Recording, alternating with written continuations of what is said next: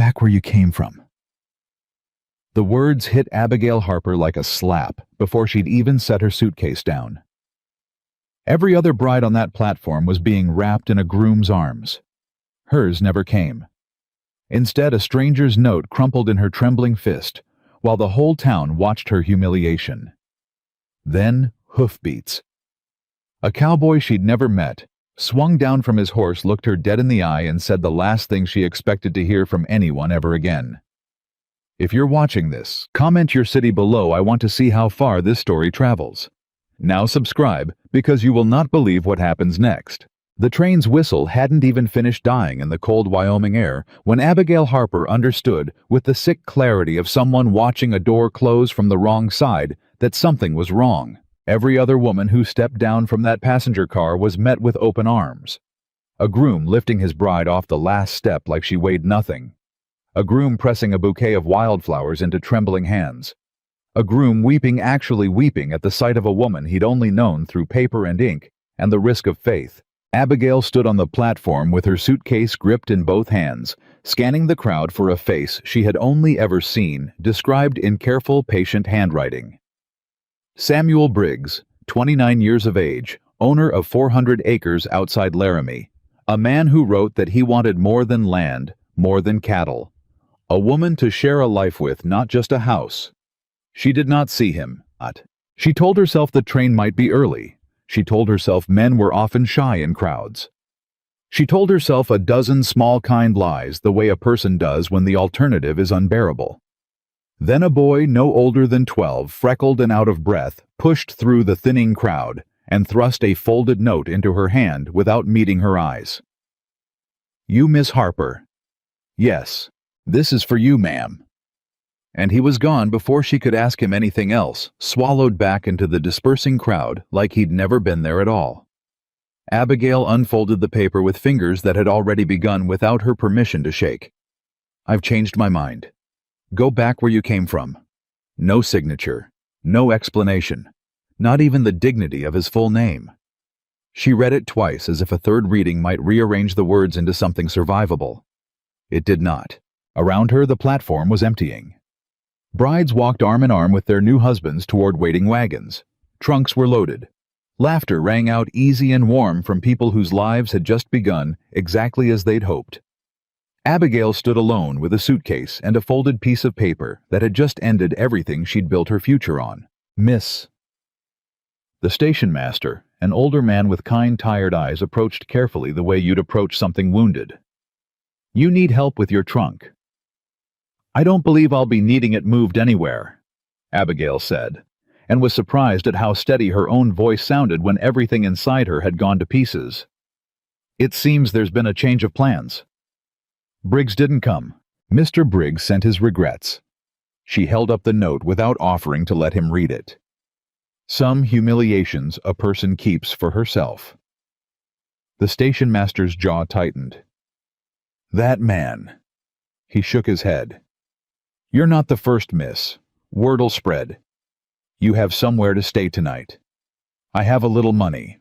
A little money in Laramie on a spring night with no groom and no family isn't the same as having somewhere to stay."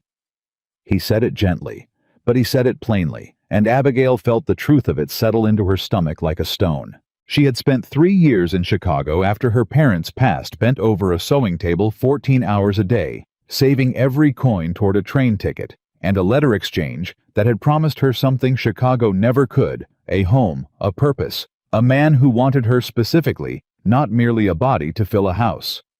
And in the space of one folded note, all of it had evaporated.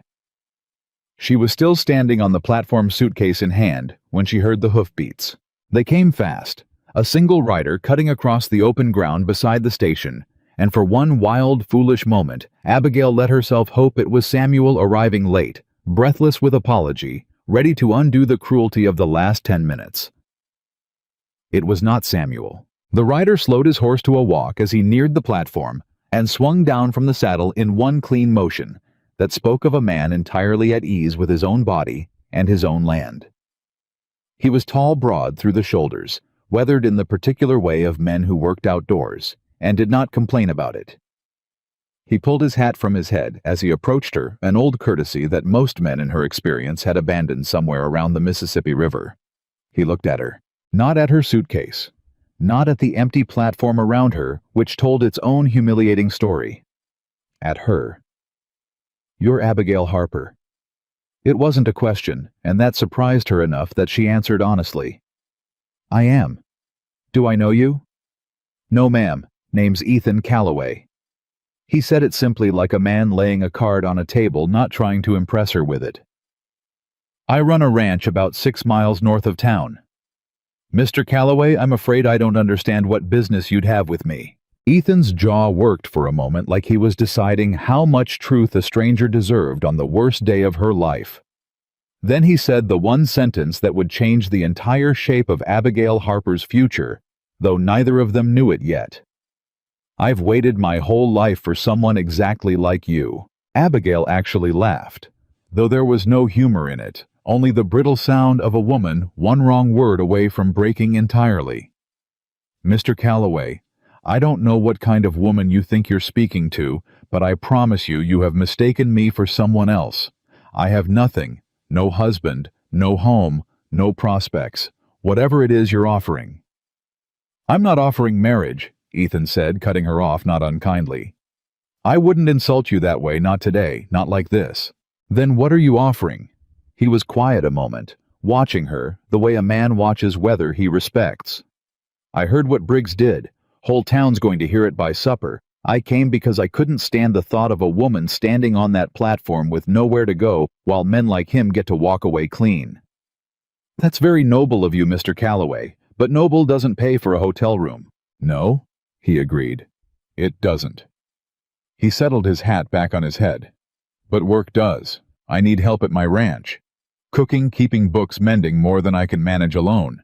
I'll pay you a fair wage and give you a roof, and you can decide what you want to do with your life once you're not deciding it from a train platform with an empty stomach." Abigail studied him carefully, searching his face for the angle, the trick, the thing men always wanted in exchange for kindness. She had learned the hard way that kindness rarely came without a price tag hidden somewhere in the fine print. "And what would you want from me, Mr. Calloway, in exchange for this work? Nothing you don't offer freely." He said it without hesitation, like the answer had been sitting ready in him for a long time. "You'll owe me nothing." "Every man says that. I'm not every man." Something in the flatness of his voice, no charm in it, no persuasion, just simple fact, made Abigail believe him more than she wanted to. Still, "I don't know you." "No, ma'am, you don't.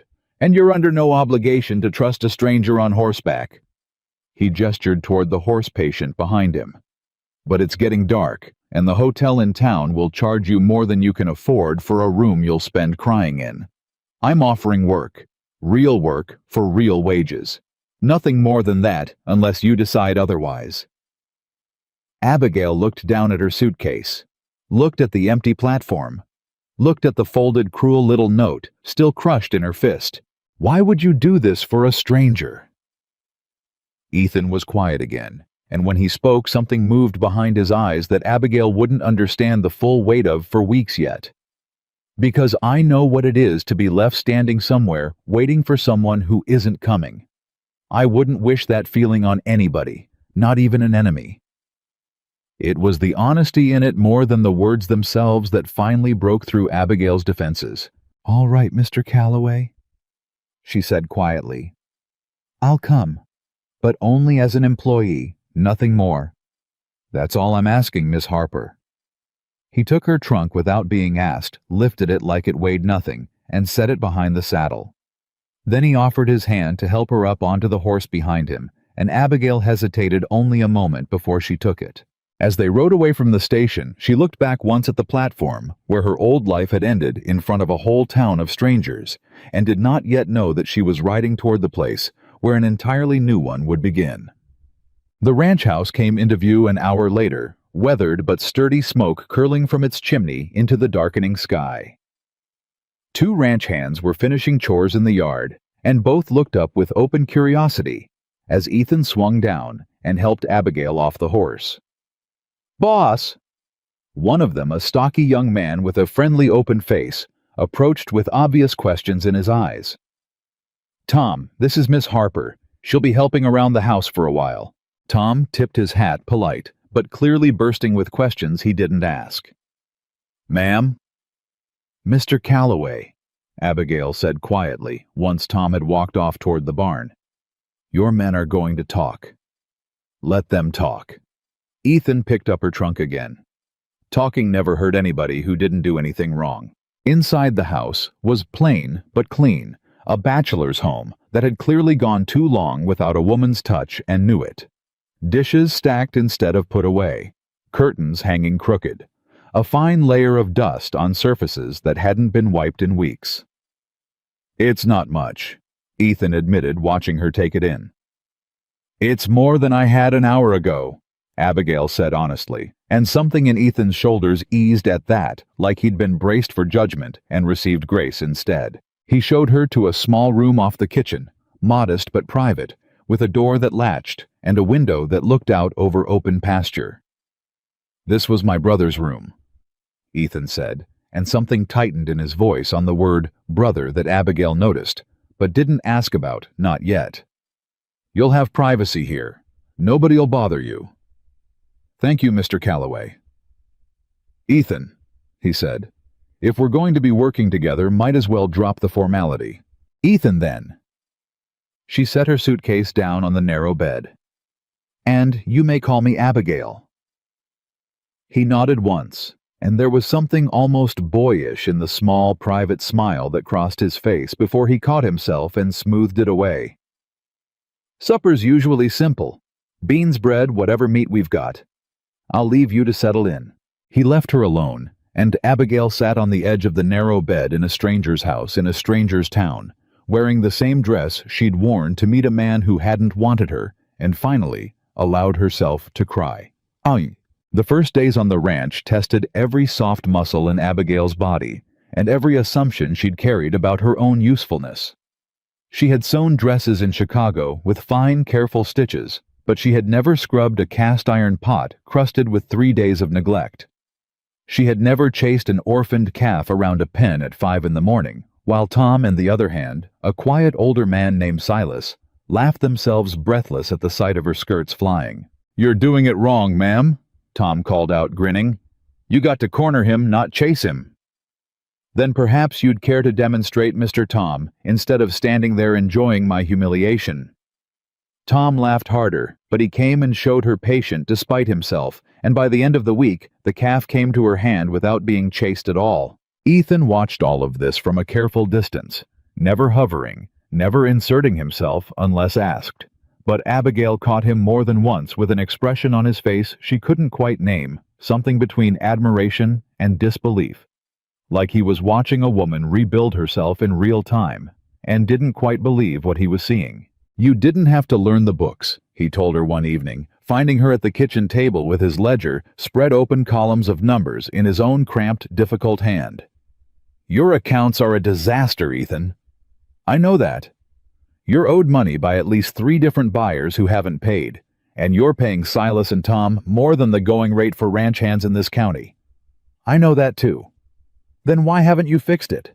Ethan leaned against the doorframe, arms crossed, something tired in his eyes that went beyond simple exhaustion. "Because fixing it means sitting still long enough to look at it. Easier to just keep working." Abigail understood that kind of avoidance better than she wanted to admit. "Well, I don't mind sitting still. Give me a week, and I'll have this ranch's books looking respectable." "You don't have to do that. You were hired to cook and mend, not manage my finances." "I was hired," Abigail said, looking up at him directly, "to be useful. Let me be useful in the way I actually have skill in, and perhaps you'll eat better, because I won't be burning the biscuits from frustration at your terrible penmanship." Something in Ethan's face cracked open into a real laugh, low and surprised, like it had been sitting unused in him for longer than he realized. "All right, Miss Harper, the books are yours." Within 2 weeks, Abigail had reorganized every account, identified every unpaid debt, and drafted careful professional letters to the buyers who owed Ethan money, letters written with the same precision she'd once used, addressing wealthy Chicago clients about hemlines and fabric. The first payment came within 10 days. "You collected in 10 days what I couldn't collect in 6 months," Ethan said, staring at the bank draft in his hand like it was a small miracle. "You simply needed someone willing to ask directly, instead of hoping men would remember their debts out of the goodness of their hearts. Remind me never to owe you money." A wise policy, Mr. Calloway. It was on a Sunday, 3 weeks into her time at the ranch, that Abigail first understood the full shape of what Ethan carried beneath his quiet competence. She had begun teaching the neighboring children to read an idea that started small one family's boy, who couldn't recognize his own letters, and grew week by week until nearly a dozen children gathered in the ranch's front room every Sunday afternoon, sprawled across the floor with borrowed primers and eager, restless energy. Ethan usually made himself scarce during these lessons, finding chores in the barn that suddenly required his urgent attention. But one Sunday, a sudden spring storm kept him indoors, and Abigail caught him standing in the doorway, watching the children sound out words with painstaking effort, an expression on his face so raw and unguarded that she nearly looked away out of respect for his privacy. Later, after the children had gone home, and the house had settled into evening quiet, she found him sitting alone on the porch steps, staring out at nothing. "You looked like you were somewhere far away this afternoon," Abigail said, carefully settling onto the step beside him, close, but not too close. Ethan was quiet for a long moment. "My brother Daniel used to want to teach. Before." "Before what?" "Before the stampede that killed him." Ethan said it flatly, like a fact he'd repeated to himself so many times it had lost its power to wound him freshly, though Abigail suspected that was a lie he told himself. 3 years ago. Cattle spooked in a storm not much different from today's.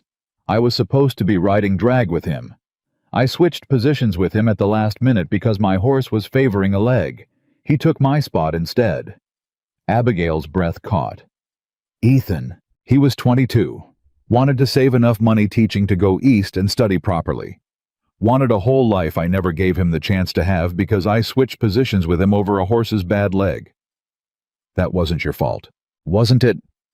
Ethan's voice was rough now, stripped of its usual steadiness. I've run this ranch for 3 years like a man serving a sentence, hiring men who need second chances because I figure if I can't save my own brother, maybe I can save somebody else's. Watching those children read this afternoon, I kept thinking Daniel would have loved this, would have been better at it than I'll ever be at anything. Abigail didn't offer empty comfort. She had learned in her own losses that empty comfort only made grief feel more alone. Instead, she said quietly, "You're not living a sentence, Ethan. You brought a stranger home from a train platform because you couldn't stand to see her abandoned. That's not guilt.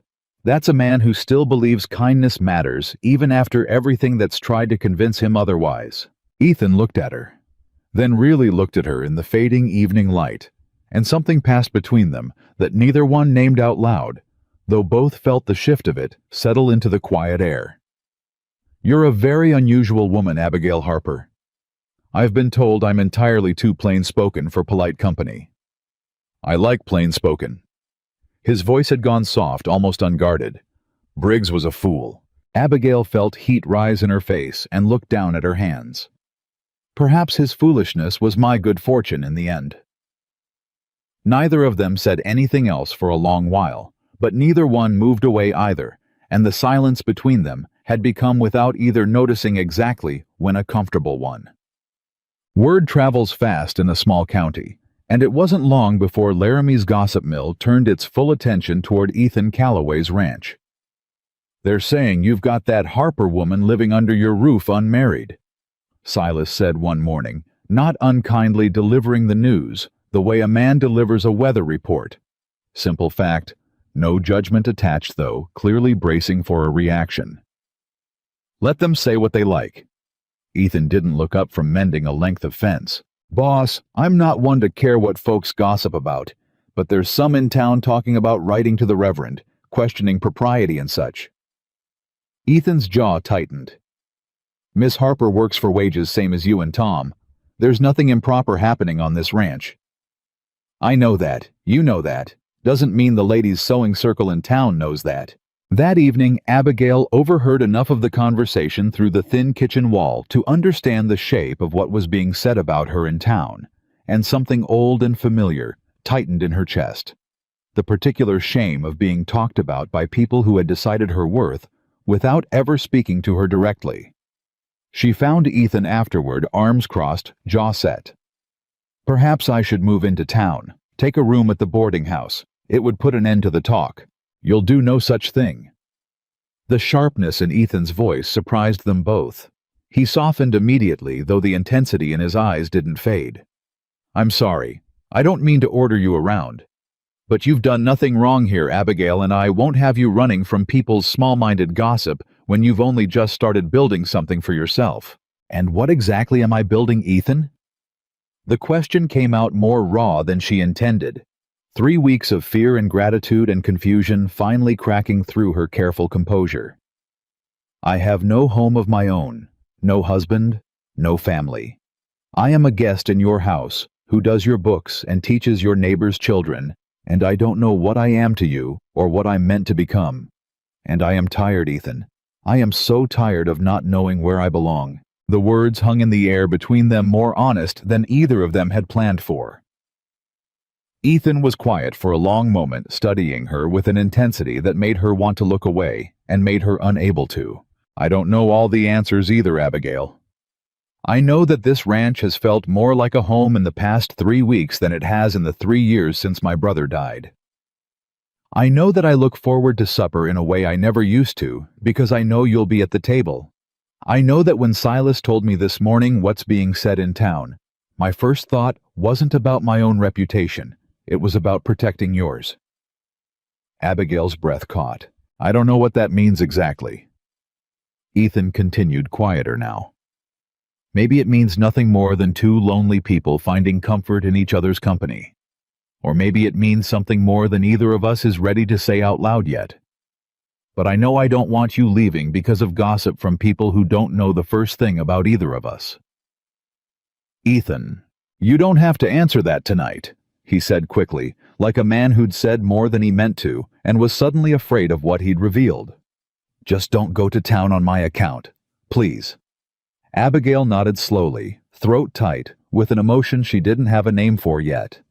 "All right, I'll stay." Neither of them slept easily that night, both lying awake in separate rooms, turning over words that had been said and words that hadn't, and the quiet, dangerous knowledge that something had shifted permanently between them. The gossip in town might have faded on its own given time if it hadn't been for the letter that arrived at the Laramie post office 3 days later, a letter that would tear open a wound Abigail thought she'd already survived the worst of.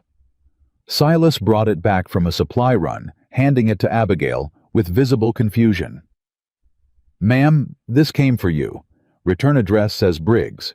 Abigail's hands went cold around the envelope. She hadn't heard a single word from Samuel since the note that shattered her life on that platform, and some deep foolish part of her had assumed she never would again. She waited until she was alone to open it, sitting on the edge of her narrow bed, with the same trembling hands she'd had the day she arrived. "Miss Harper, I understand you've found employment with Ethan Calloway. I feel I owe you an explanation for my actions, though I suspect none will satisfy you. The truth is that I had been corresponding with several women in the months before your arrival, and made my final decision based on other considerations shortly before your train arrived. I regret the manner in which this was communicated to you and the humiliation it must have caused. I understand from mutual acquaintances that Calloway's ranch has seen considerable improvement under your management. This does not surprise me. You were always the most capable of my correspondents, which is perhaps why I found myself in the end choosing otherwise.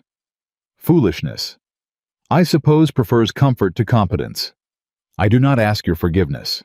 I ask only that you understand the decision was never a reflection of any deficiency in you. Samuel Briggs. Abigail read the letter 3 times. Feeling something complicated move through her. Not the devastation she might have expected, but something closer to a cold, clarifying anger. She had spent 3 weeks building a life, brick by brick, out of the wreckage Samuel Briggs had left her standing in, and here he was writing to compliment her competence, like it was a consolation prize for the humiliation he'd inflicted as though understanding his reasoning was owed to her, as though she should feel gratitude for his tidy little explanation. She found Ethan in the barn, and something in her face must have alarmed him because he set down the tool in his hands immediately. "Abigail, what's happened?" She handed him the letter without a word and watched his expression darken as he read it. "He had the nerve," Ethan said quietly, "to write and tell you that your competence is why he left. He seems to believe it's a compliment. It's an insult dressed up as one." Ethan's jaw was tight, a muscle working there Abigail hadn't seen before. "You want I'll ride into town and have a conversation with Mr. Briggs myself?" "No." Abigail took the letter back, folded it with careful, deliberate hands. "I don't need you to fight my battles for me, Ethan. I fought this one the moment I decided not to let his rejection define what I thought I was worth. I don't need his understanding. I don't need his apology. I have built something here that has nothing to do with him, and I intend to keep building it." Something in Ethan's expression shifted from anger into something that looked almost like awe. "You are the strongest woman I have ever known. I am simply a woman who has run out of patience for men who think their opinions of her require a response." Despite everything, Ethan laughed, and the sound of it eased some of the tension still coiled tight in Abigail's chest. But that night alone in her room, Abigail found herself staring at Samuel's letter, long after she should have set it aside, turning over one particular line that troubled her more than she'd let Ethan see. "I understand from mutual acquaintances that Calloway's ranch has seen considerable improvement under your management. Someone in town was talking to Samuel Briggs about her. Someone was keeping him informed of her life, her successes, her presence at Ethan's ranch. Abigail did not yet know who or why, but the unease of it settled into her chest like a stone she couldn't quite shake, a quiet creeping certainty that Samuel Briggs was not finished with her yet, and that whatever came next would arrive on a day she least expected it, exactly the way his rejection had. She folded the letter one final time, tucked it beneath her pillow, and lay awake long into the night, listening to the wind move across the Wyoming plains, wondering how much of her hard-won peace was about to be tested all over again. Sleep never fully came for Abigail that night, and by the time gray morning light crept through her window, she had already made a decision. She would not let Samuel Briggs's letter or the mystery of who had been writing to him poison the fragile peace she'd built at the ranch. She was wrong to think it would be that simple. 3 days after the letter arrived, Silas came back from town with more than supplies. He came back with a face drawn tight and troubled, and he found Ethan before he found anywhere else. "Boss, you need to hear this before it reaches you secondhand." Ethan set down the harness he'd been repairing. "Say it plain, Silas. Talk in town's turned uglier. Mrs. Kessler at the general store's been telling anybody who'll listen that Miss Harper's living here unmarried, doing your books, teaching children on Sundays, like she's already lady of the house. And now, with Briggs writing her letters, some folks are saying maybe there was more between them than a broken engagement. Saying maybe Miss Harper's not as innocent in this as she lets on." Abigail, who had come out onto the porch to shake out a rug, froze at the words, feeling them land like a slap. "That's a lie," she said, voice tight. Silas turned apologetic. "I know it, ma'am. I'm only telling you what's being said." "Who started it?" Ethan's voice had gone dangerously quiet. "Can't say for certain, but it didn't start with folks who know either of you personally. Started with somebody who seemed real informed about details most of the county wouldn't know." Abigail's stomach dropped. Someone informed. Someone who knew about the letter before the rest of town should have. "Ethan," she said slowly, "someone is feeding information to people. Someone close enough to know what happens here." Ethan's jaw tightened, and for the first time since she'd known him, Abigail saw real anger settle into his eyes, cold and controlled. "Tom, you don't know that. He's the only one besides Silas and myself who has reason to be in town regular, and he's been awful friendly lately with Mrs. Kessler's niece." Ethan's hands curled into fists at his sides. "I'll deal with it. Ethan don't do anything rash." But Ethan was already walking toward the barn, and Abigail felt the first cold thread of fear that this quiet private conflict was about to become something much larger than gossip. The confrontation happened within the hour, and Abigail heard raised voices before she reached the barn herself. "I never said a word about her personal business." Tom's voice defensive wounded. "Then explain why half the county knows about a letter that arrived 3 days ago. A letter I know for a fact only 3 people in this household have seen. I don't know what you're talking about." "What?" Abigail stepped into the barn to find Ethan and Tom squared off, tension crackling between them like something about to catch fire. "Ethan!" Her voice cut through the argument steady, despite her racing pulse. "Stop! Both of you!" "Abigail, this doesn't concern—" "It concerns me a great deal, since it's my reputation being discussed in every parlor in Laramie." She stepped fully into the barn, meeting Tom's eyes directly. "Tom, did you tell anyone about Samuel's letter?" Tom's face went through several expressions before landing on something like shame. "I mentioned it, just once, to Katie, Mrs. Kessler's niece. I didn't think—" "You didn't think," Ethan repeated, disgusted. "I didn't mean any harm by it. Katie asked if there'd been any news from Briggs, on account of the whole county already knowing what he did to Miss Harper at the station. And I said something had come in the mail. I didn't say what it said." Abigail closed her eyes briefly, feeling something between relief and continued dread. It wasn't malicious, but it was still damage, still a private moment made public without her consent. "Tom," she said, quieter now, "I understand you meant no harm, but you must understand that every piece of my life that becomes public becomes something for strangers to judge and reshape into whatever story serves them best. I have already survived one public humiliation on that platform. I would ask that my recovery at least be allowed to happen with some privacy." Tom's face crumpled with genuine remorse. "Yes, ma'am. I am truly sorry. It won't happen again." "See that it doesn't," Ethan said, some of the fire fading from his voice, now that the immediate mystery was solved, though something in his shoulders remained tight unresolved. Later, alone with Abigail on the porch, he exhaled a long breath. "I'm sorry. I overreacted. You defended me. There's a difference between overreacting and caring enough to be angry on my behalf." Abigail studied him carefully. "Though I confess, Ethan, I worry that the more this town talks, the harder it will become for either of us to simply live our lives without an audience. Let them talk," Ethan said again, though this time his voice carried less conviction than before, like even he understood that gossip unchecked had a way of hardening into something much more dangerous than words. Neither of them could have known how right that fear would prove to be.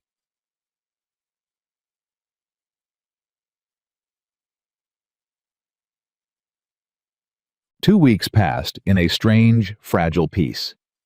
The gossip in town didn't vanish, but it quieted, worn down by the ordinary passage of time and the arrival of fresher scandals to chew on. Abigail settled deeper into the rhythms of ranch life, finding in its demands a kind of healing she hadn't expected. Her hands, once soft from needlework, grew calloused and capable. Her books for the ranch's finances became a model of organization that even Silas, gruff and unsentimental, admitted was downright impressive, ma'am. And between her and Ethan, something continued to grow that neither of them named directly, but both of them felt in the small, accumulating moments of an ordinary life shared. He began seeking her opinion on decisions he once would have made alone.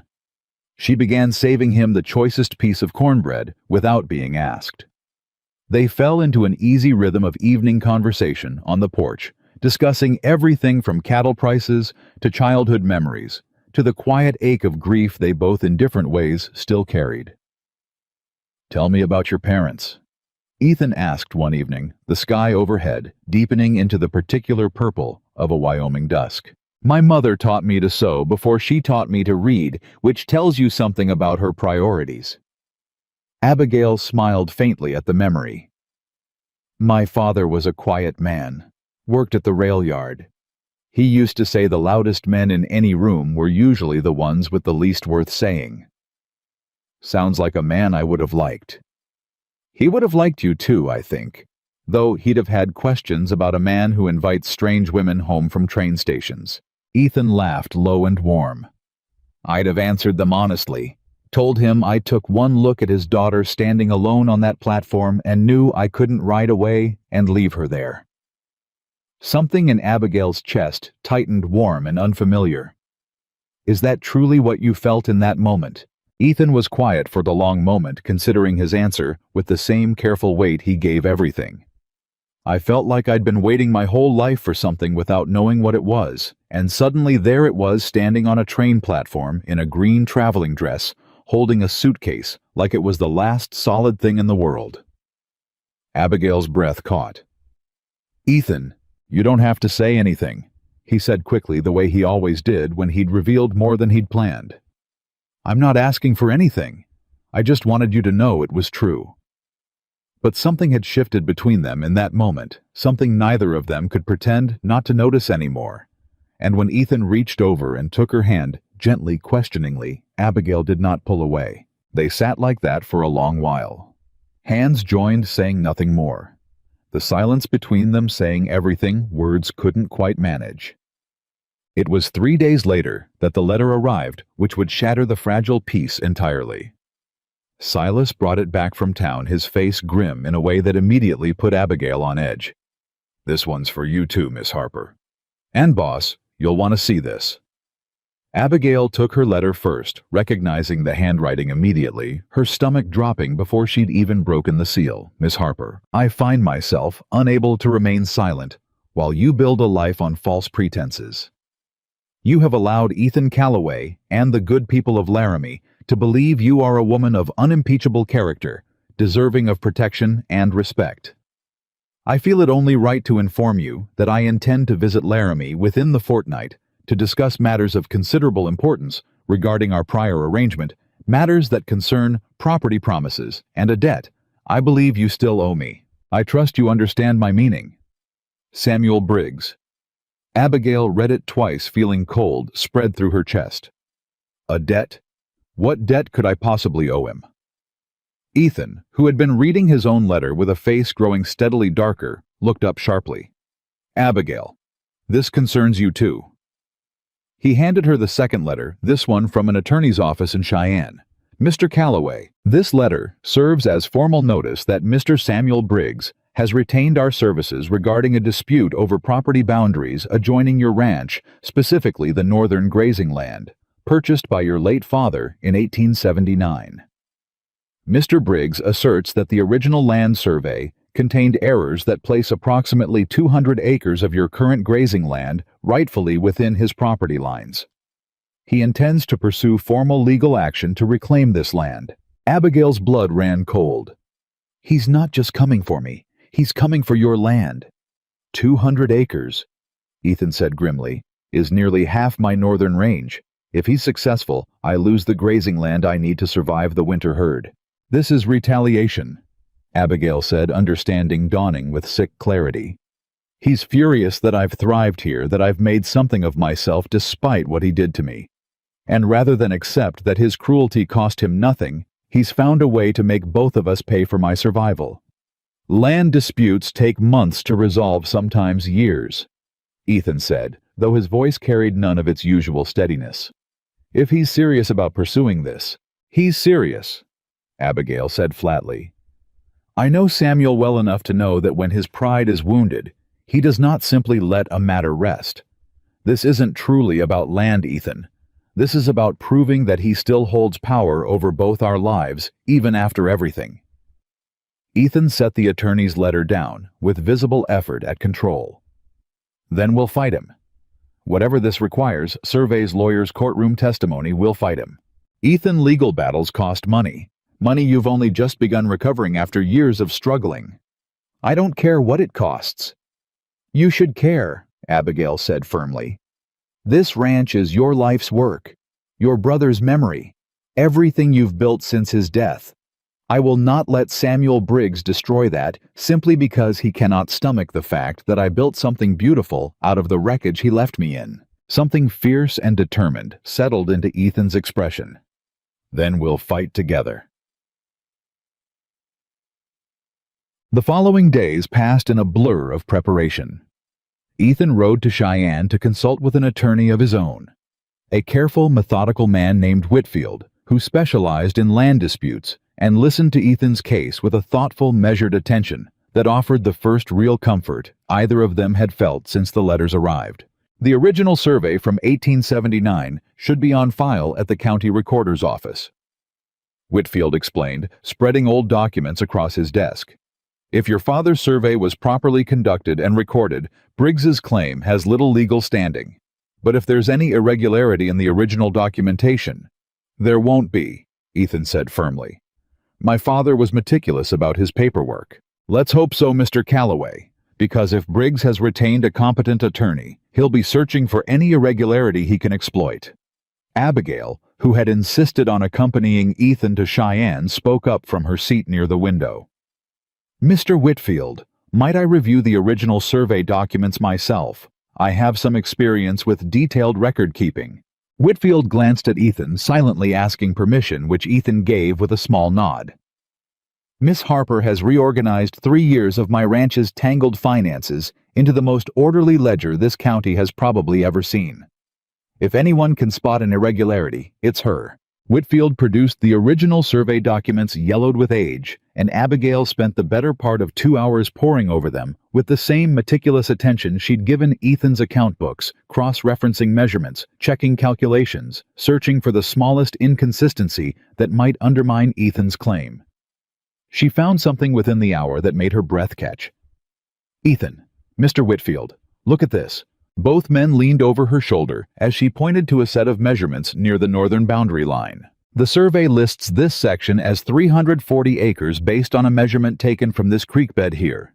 She traced the line with her finger.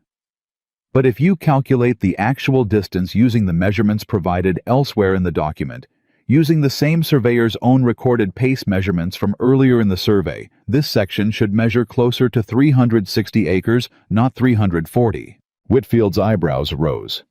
You're saying the original survey underestimated the property, not overestimated it? Precisely. If anything, Ethan's land holdings are larger than what's officially recorded, not smaller. Samuel's claim that 200 acres of Ethan's grazing land actually belongs to him would require an entirely different set of measurements than what's contained in this original document, measurements that don't match the historical record. Ethan stared at her with something between disbelief and dawning hope. Abigail, if you're right. I am right, Abigail said with quiet confidence. Mr. Whitfield, I believe if you commission a new survey using these original pace measurements as reference, you'll find that not only does Samuel's claim have no merit, but Ethan may actually have legal grounds to claim additional acreage that was never properly recorded in the original document. Whitfield sat back in his chair, studying Abigail with open admiration. Miss Harper, I don't suppose you have any interest in clerical work. I could use someone with your eye for detail in this office. I have quite enough work at the ranch, thank you, Mr. Whitfield, but I appreciate the offer. As they left the attorney's office that afternoon, walking together toward the hotel where they'd take rooms for the night before the long ride home, Ethan stopped Abigail with a gentle hand on her arm. You may have just saved my entire livelihood. We don't know that yet, not until a new survey confirms it. Even so. Ethan's eyes held hers with an intensity that made her heart race. 3 weeks ago, you were a woman standing alone on a train platform with nothing left to your name. Today, you may have just outmaneuvered a man's legal attack with nothing but careful mathematics and stubborn attention to detail. Abigail Harper, you are the most remarkable woman I have ever known. Abigail felt heat rise in her face, unable to look away from the raw sincerity in his expression. Ethan, I know I said I wasn't asking for anything, he said quietly, stepping closer. But I find myself unable to keep pretending I don't want to ask for everything. The air between them went taut with unspoken feeling, and for one suspended moment, standing on a quiet Cheyenne street with the evening settling gold around them, Abigail thought he might kiss her. Instead, a voice cut through the moment like a blade. Well, isn't this a cozy little scene? Both of them turned to find Samuel Briggs standing several feet away, dressed in a fine suit that spoke of money Abigail had never seen him spend during their courtship, his expression carrying a cold, calculating amusement that made her skin crawl. Samuel! Abigail's voice came out steadier than she felt. Abigail. And Mr. Calloway, I presume. How convenient to find you both here in Cheyenne, no less. Consulting an attorney, perhaps. That's none of your concern. Ethan said, his voice low and dangerous in a way Abigail hadn't heard before. On the contrary, Mr. Calloway, it's very much my concern, given that I'll shortly be reclaiming 200 acres of what you presently consider your grazing land. Samuel's smile was thin, cruel. I do hope you haven't spent too much on legal counsel. It would be such a waste given the outcome. You seem very confident for a man whose claim rests on faulty measurements. Abigail said coolly, watching something flicker across Samuel's face, the first hint that her words had actually landed. I don't know what you mean. I mean, Samuel, that I've reviewed the original survey myself, and I believe you'll find your attorney has built your case on a foundation that won't hold up under proper scrutiny. But by all means proceed with your claim.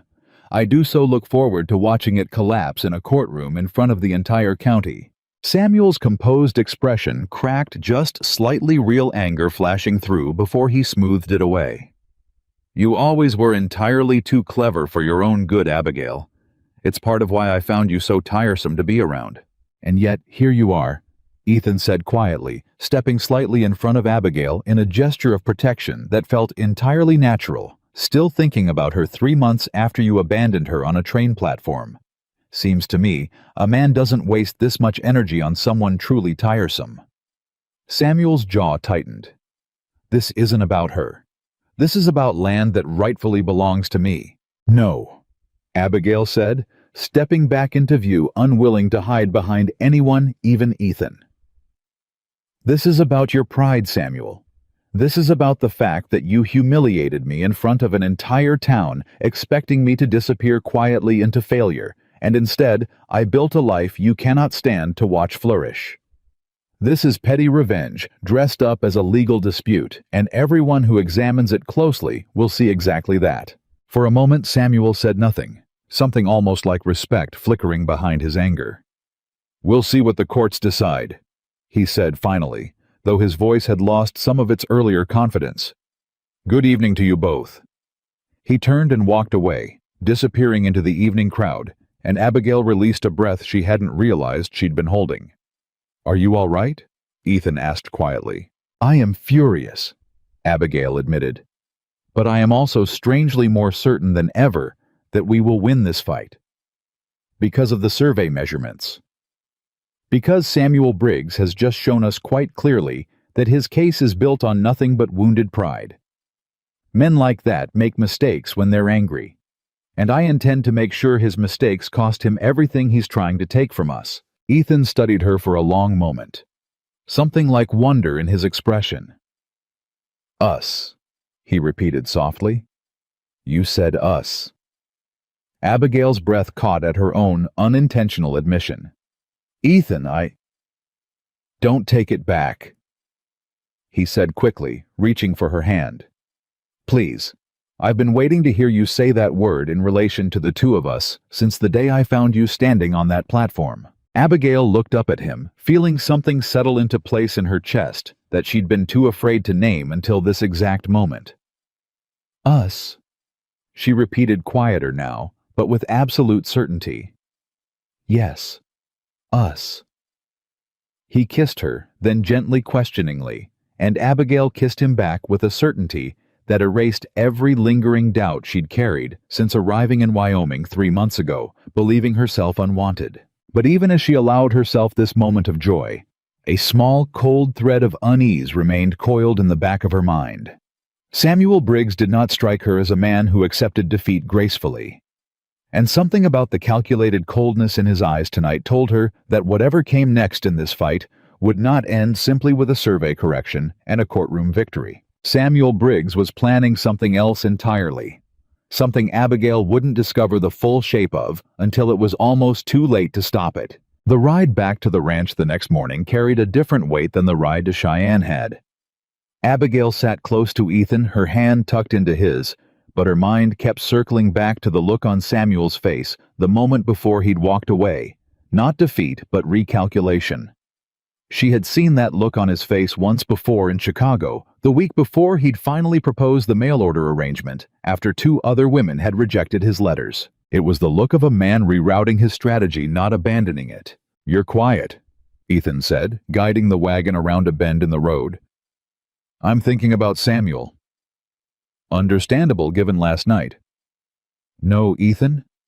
I'm thinking about how he thinks. He doesn't lose gracefully. When his pride is wounded, he doesn't retreat, he finds a different door to walk through."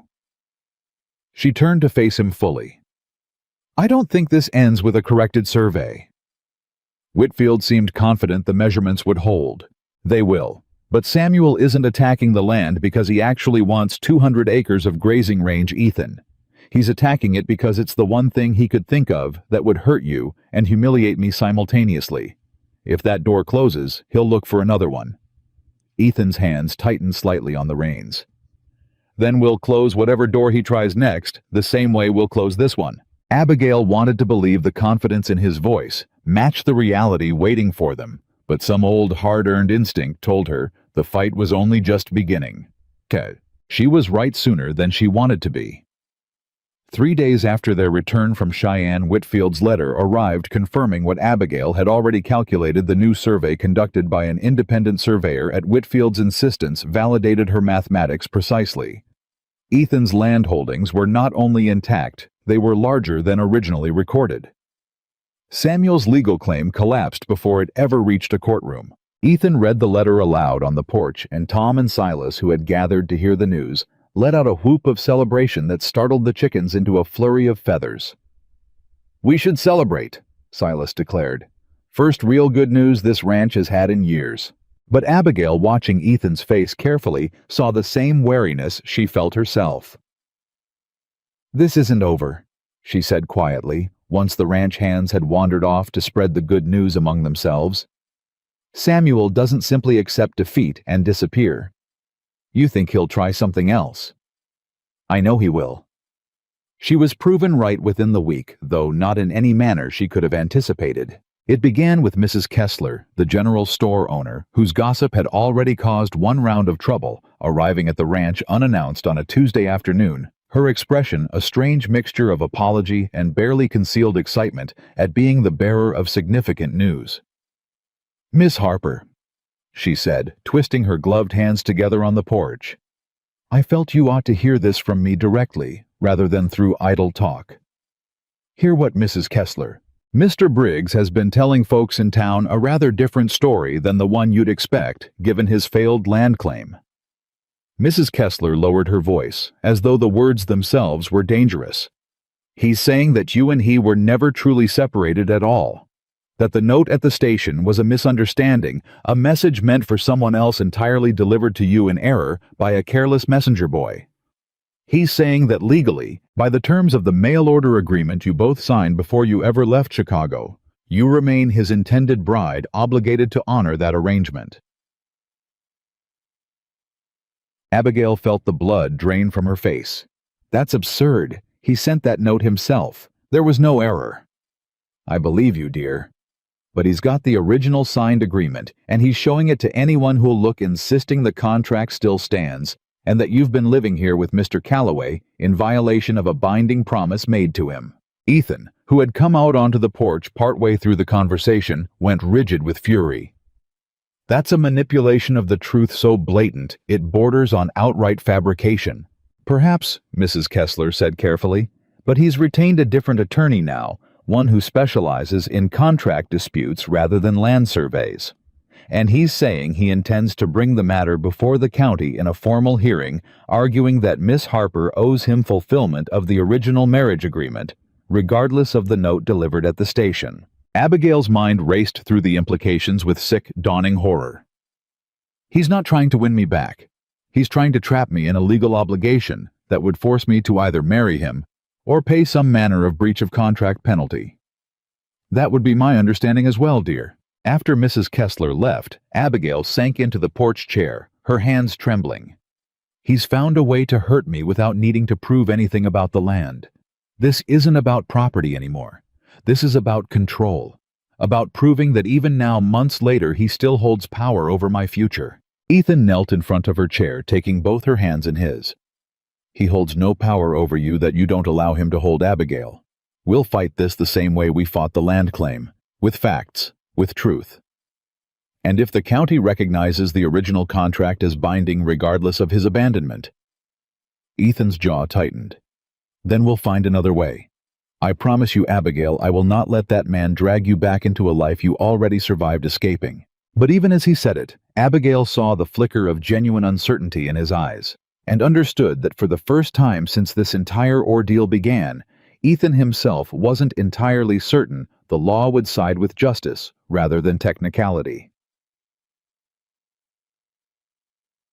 The hearing was set for 2 weeks later, held in the modest county courthouse in Laramie, and word of the dispute spread through the county with the particular hunger small towns reserve for scandal involving people they'd already decided they had opinions about. Whitfield made the trip from Cheyenne personally, insisting on representing both Ethan's interests and informally Abigail's, though as a woman, she would have no formal legal standing to argue her own case before the county magistrate, a reality that infuriated Abigail more than almost anything else about the entire ordeal. I built this ranch's books into order. I identified the flaw in his land survey myself. And now when it comes to determining the very shape of my own future, I'm meant to sit silently and let two men argue about what happens to me. I know it's unjust. Whitfield said, gently reviewing his notes at the ranch's kitchen table the night before the hearing. But the county magistrate is a traditional man. Miss Harper and I believe our best chance of success lies in presenting this as clearly as possible within the framework he'll respect. And what framework is that? The original mail order agreement, properly reviewed, contains a specific clause regarding the responsibilities of both parties upon arrival. I've examined the document Briggs is using as evidence, and I believe there's language within it that may work substantially in our favor. What language? Whitfield produced a copy of the original agreement, the same document Abigail had signed in Chicago, what felt like a lifetime ago, filled with careful legal phrasing about expectations, responsibilities, and the conditions under which the arrangement would be considered fulfilled or void. Here, Whitfield said, pointing to a clause near the document's conclusion. It states that the agreement is considered void if either party, quote, fails to present themselves in good faith at the appointed meeting or communicates rejection of the arrangement prior to or at the time of the bride's arrival. Miss Harper, do you still possess the original note Briggs sent you at the station? Abigail's breath caught. I do. I kept it. May I see it? She retrieved the crumpled 3-month-old note from where she'd kept it tucked in a drawer, unable to fully explain even to herself why she'd never discarded the thing that had once represented her greatest humiliation. Whitfield read it carefully, and something like satisfaction crossed his face. This note, Miss Harper, written and delivered by Briggs's own messenger at the exact moment of your arrival, constitutes precisely the kind of rejection this clause describes. If Briggs is now claiming the note was delivered in error, meant for someone else, he'll need to explain why it specifically named you, addressed your circumstances, and was delivered to you directly by a boy who called you by name. Abigail felt the first genuine hope she'd allowed herself since Mrs. Kessler's visit. You believe this will hold up? I believe, Miss Harper, that Samuel Briggs has made a critical error in constructing a lie that contradicts physical evidence you've kept in your possession this entire time. Tomorrow we intend to make that error very costly for him. Bout. The courthouse was packed the following morning, far beyond what Abigail had expected for what should have been a minor county hearing. It seemed the entire population of Laramie and its surrounding ranches had found some reason to be present, drawn by months of accumulated gossip, finally reaching its resolution. Samuel sat at one table with his attorney dressed impeccably, his expression carrying a confidence that made Abigail's stomach tighten with unease, despite Whitfield's reassurances. Ethan sat beside her in the gallery, his hand finding hers beneath the bench, steady and warm. Whatever happens, he murmured, you are not alone in this. The magistrate, an older man named Judge Harmon, with a reputation for careful deliberation, called the hearing to order, and Samuel's attorney rose first to present their case. Your Honor, my client entered into a legally binding mail-order marriage agreement with Miss Abigail Harper in Chicago, Illinois, in the winter of this year. Miss Harper traveled to Wyoming Territory under the terms of that agreement, and while a miscommunication occurred at the train station regarding a note intended for another correspondent, no formal written rejection of the marriage arrangement was ever issued by my client. As such, we contend the original agreement remains binding, and Miss Harper retains an obligation to fulfill its terms. Murmurs rippled through the gallery. Abigail felt her jaw clench with fury at the audacity of the claim. Whitfield rose calmly. "Your Honor, if I may present evidence directly relevant to my client's and Miss Harper's position." "Proceed, Mr. Whitfield." Whitfield produced Samuel's note, still crumpled from 3 months of careful preservation, and had it entered into evidence. "Your Honor, this note was delivered to Miss Harper directly by a messenger boy at the Laramie train station on the day of her arrival, in the presence of witnesses, including the station master, who can attest to its delivery. The note reads, and I quote directly, 'I've changed my mind. Go back where you came from.' Your Honor, this is not a message intended for another party. It specifically references the recipient's journey, uses language directly responsive to the circumstances of a bride's arrival, and was delivered by a messenger who confirmed Miss Harper's identity by name before handing her the note." Judge Harmon studied the note carefully, his expression unreadable. "Furthermore, Your Honor," Whitfield continued, "the station master, Mr. Wilson, is present today and prepared to testify to these exact circumstances, having witnessed the delivery firsthand and having subsequently assisted Miss Harper in the immediate aftermath of receiving this rejection." Samuel's attorney rose sharply. "Your Honor, my client maintains that message delivery, particularly through a young messenger boy, is prone to error and miscommunication." "Your Honor," Whitfield interrupted, "if Mr. Briggs contends the note was intended for someone else, perhaps he could explain to the court which other bride precisely he sent to that exact train station on that exact day, expecting a note about changed intentions to reach her instead of Miss Harper." The courtroom went utterly silent. Samuel's face flushed red, and for the first time Abigail saw genuine panic flicker behind his composed expression.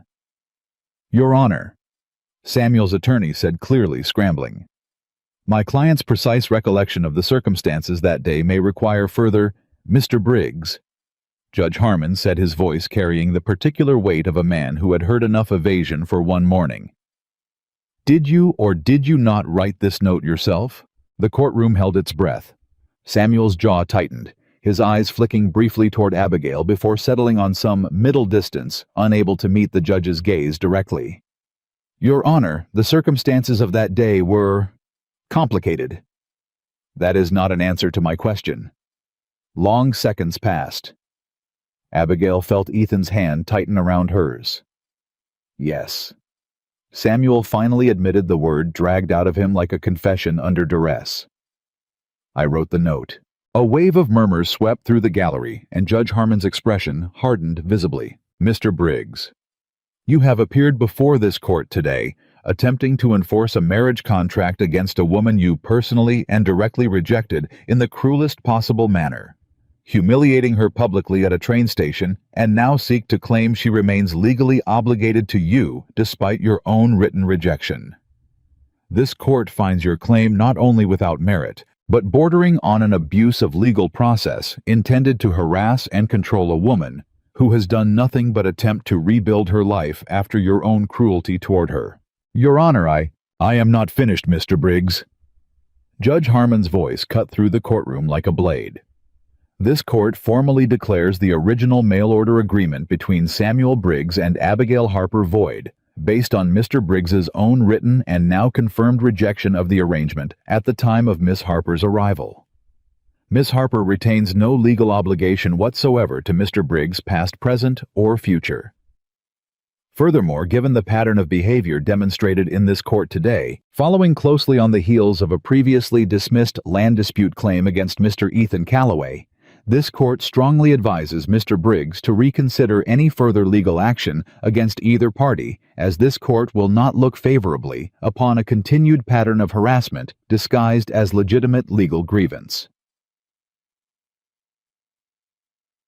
The gallery erupted into hushed, excited whispers, and Abigail felt tears of pure relief spring to her eyes as Ethan's arm wrapped around her shoulders. But it was Samuel's face as he gathered his papers with shaking hands that told the real story. Not defeat, but a cold, simmering humiliation that Abigail recognized immediately as far more dangerous than his previous confidence had ever been. A man like Samuel Briggs, publicly humiliated twice in the same courtroom, did not simply walk away quietly. He proved that within the hour. As the courtroom emptied, and Abigail stood outside on the courthouse steps, accepting congratulations from neighbors, and even Mrs. Kessler, who seemed to have entirely reversed her earlier gossip in favor of enthusiastic support. Now that the legal verdict had been rendered, Samuel approached his attorney, trailing behind him with obvious reluctance. "Abigail." His voice was tight-controlled in a way that felt more threatening than his earlier bluster ever had. "A word, if I may?" Ethan stepped forward immediately, but Abigail placed a hand on his arm. "It's all right, Ethan. Let him say what he came to say." Samuel's eyes flicked to Ethan with open resentment before returning to Abigail. "You've won today.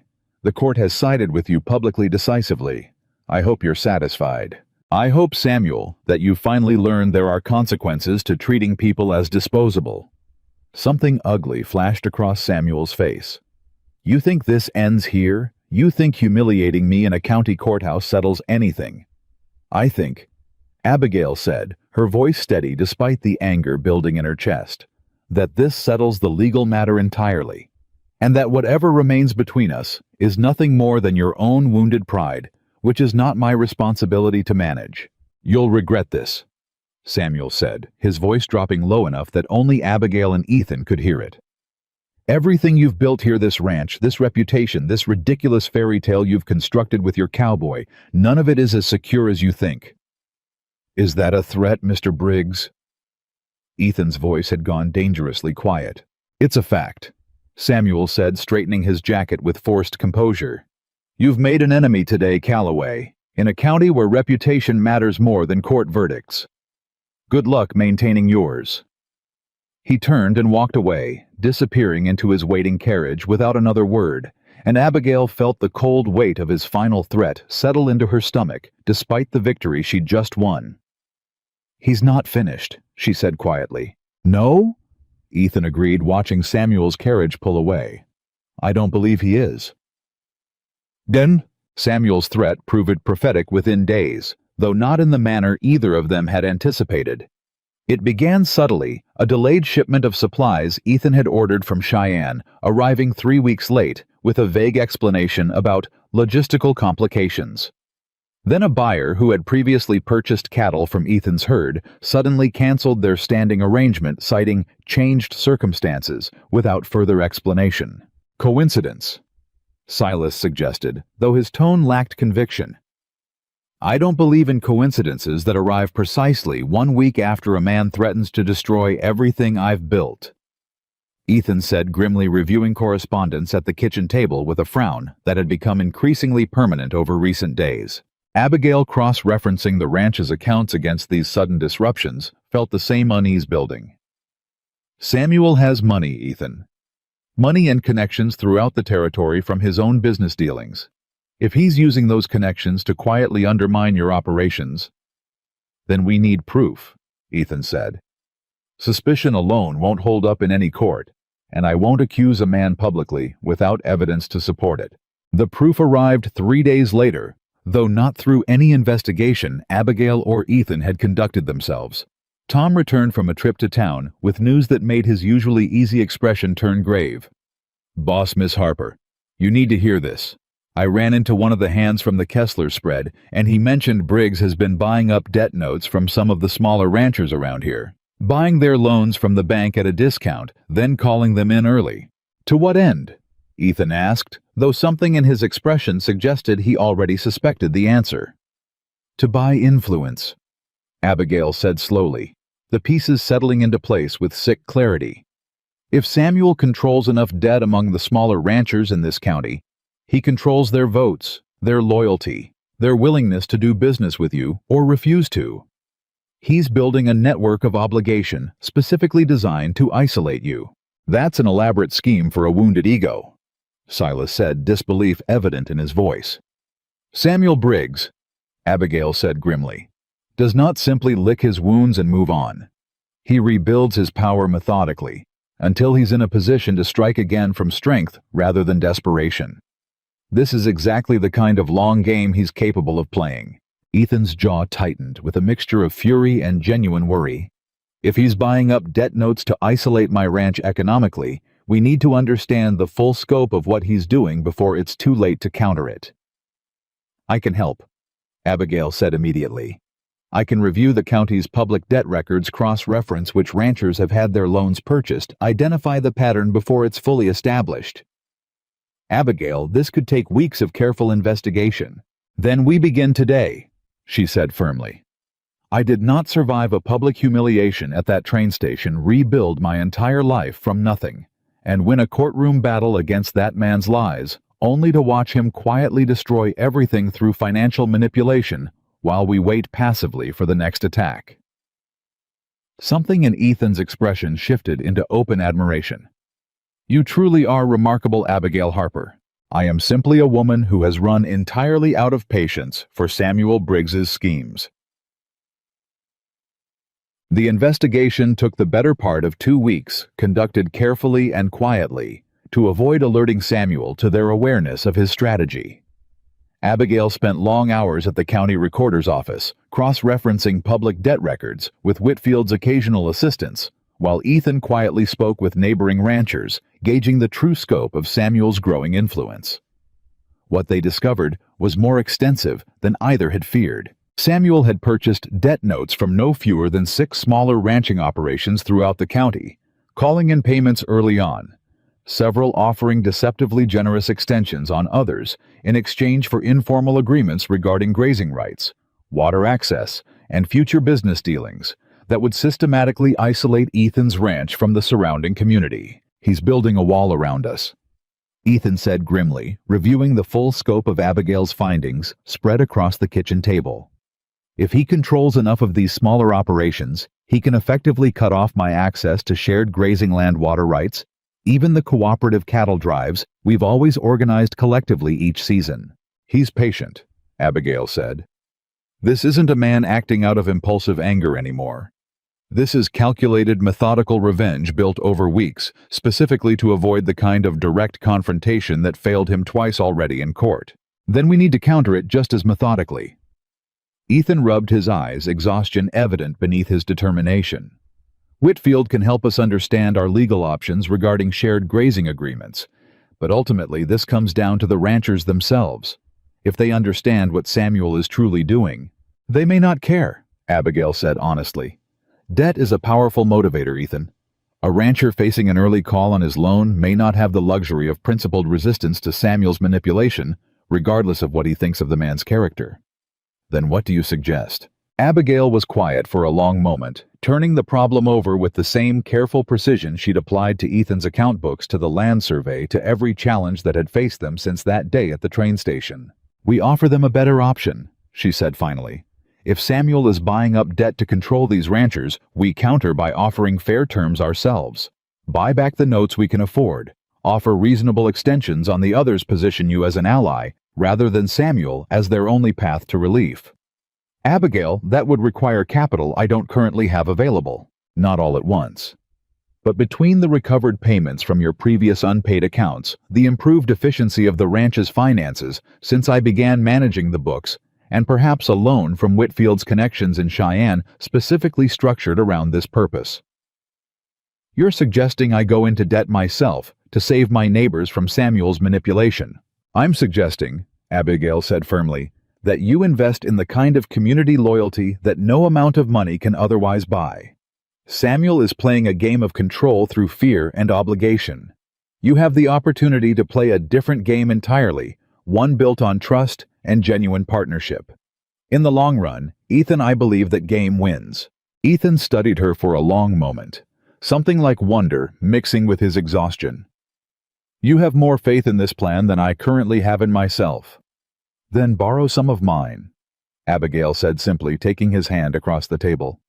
We built this fight together from the very beginning. We'll finish it the same way."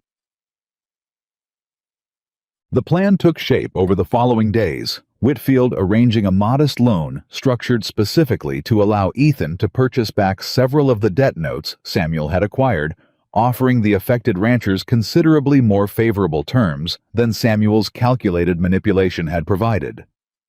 The response from the ranching community was immediate and for Samuel devastating. Old Man Hutchins, whose small spread bordered Ethan's northern range, was the first to accept Ethan's offer, tearing up Samuel's early payment demand with visible satisfaction. "Never did trust that Briggs fella," he muttered, signing the new agreement with Ethan. "Something always seemed off about a man who buys up debts nobody's selling unless he's got some scheme running underneath it all." Word spread quickly through the county's tight-knit ranching community, and within a week, 4 of the 6 affected ranchers had accepted Ethan's counteroffer, effectively dismantling the network of obligation Samuel had spent weeks carefully constructing. Samuel's response when it came was neither subtle nor patient. He appeared at the ranch itself unannounced on a gray afternoon that Abigail would remember for years afterward as the day Samuel Briggs finally revealed the true depth of his desperation. "You," he said, striding onto the porch with none of his previous composure, "have made a very serious mistake." Ethan stepped between Samuel and Abigail, immediately his voice carrying a warning edge. "You're not welcome on this property, Briggs." "I don't particularly care what's welcome. I came to speak with Abigail directly." "Whatever you have to say," Abigail said, stepping forward despite Ethan's protective stance, refusing to hide from this confrontation. "You can say in front of Ethan. I have no secrets from him." Samuel's jaw tightened with barely controlled fury. "You've cost me a great deal of money and considerable standing in this county, systematically dismantling arrangements I spent weeks building." "You mean the debt you purchased specifically to manipulate and isolate innocent ranchers as revenge for your own public humiliation?" Abigail's voice was cold, precise. "I merely offered those ranchers a fairer alternative to your manipulation. If they preferred honest dealing to your schemes, that reflects poorly on your character, not mine." "You think you've won," Samuel said, his voice shaking now with barely restrained anger. "You think this ends with you triumphant and me disgraced. But I have resources you cannot begin to imagine, Abigail resources and connections throughout this territory that extend far beyond a few small ranchers and their petty debts." "Then use them," Ethan said flatly, "because whatever you throw at us next, we will meet it the same way we've met everything else you've attempted. With truth and with each other." Samuel's eyes moved between them, something calculating and cold settling behind his fury. "You're very confident, Calloway, for a man who doesn't yet know what I'm truly capable of." "And you're very persistent," Abigail said, "for a man who claims to have moved on from a woman he supposedly found tiresome." The words landed exactly as she'd intended, striking at the core insecurity Samuel had never quite managed to hide beneath his calculated schemes. His face flushed with fury, and for a moment, Abigail thought he might say something he couldn't take back. Instead, he turned and walked to his waiting carriage without another word, and Abigail watched him go with a complicated mixture of triumph and lingering unease. "He's not going to stop," she said quietly, once his carriage had disappeared down the road. "No," Ethan agreed, wrapping his arm around her shoulders. "But neither are we." Neither of them could have anticipated in that quiet moment of shared resolve exactly how far Samuel Briggs was prepared to go in his final, most dangerous attempt to destroy everything they'd built together. An attempt that would arrive not through courts or debt schemes, but through a betrayal far closer to home than either of them ever expected. The betrayal, when it finally revealed itself, came from a direction that left Abigail reeling in a way none of Samuel's previous schemes had managed. It started small, the way most devastating things do. Ethan noticed at first a discrepancy in the herd count during the spring roundup, a handful of cattle that should have been accounted for and weren't. He mentioned it to Abigail almost in passing one evening, more puzzled than alarmed. "Probably strayed during the last storm," he said, frowning over his tally sheet. "Happens sometimes. We'll find them in the draw come morning." They didn't find them in the draw. They didn't find them anywhere. 12 head, Ethan said the following week, his voice tight with a frustration that hadn't yet curdled into suspicion.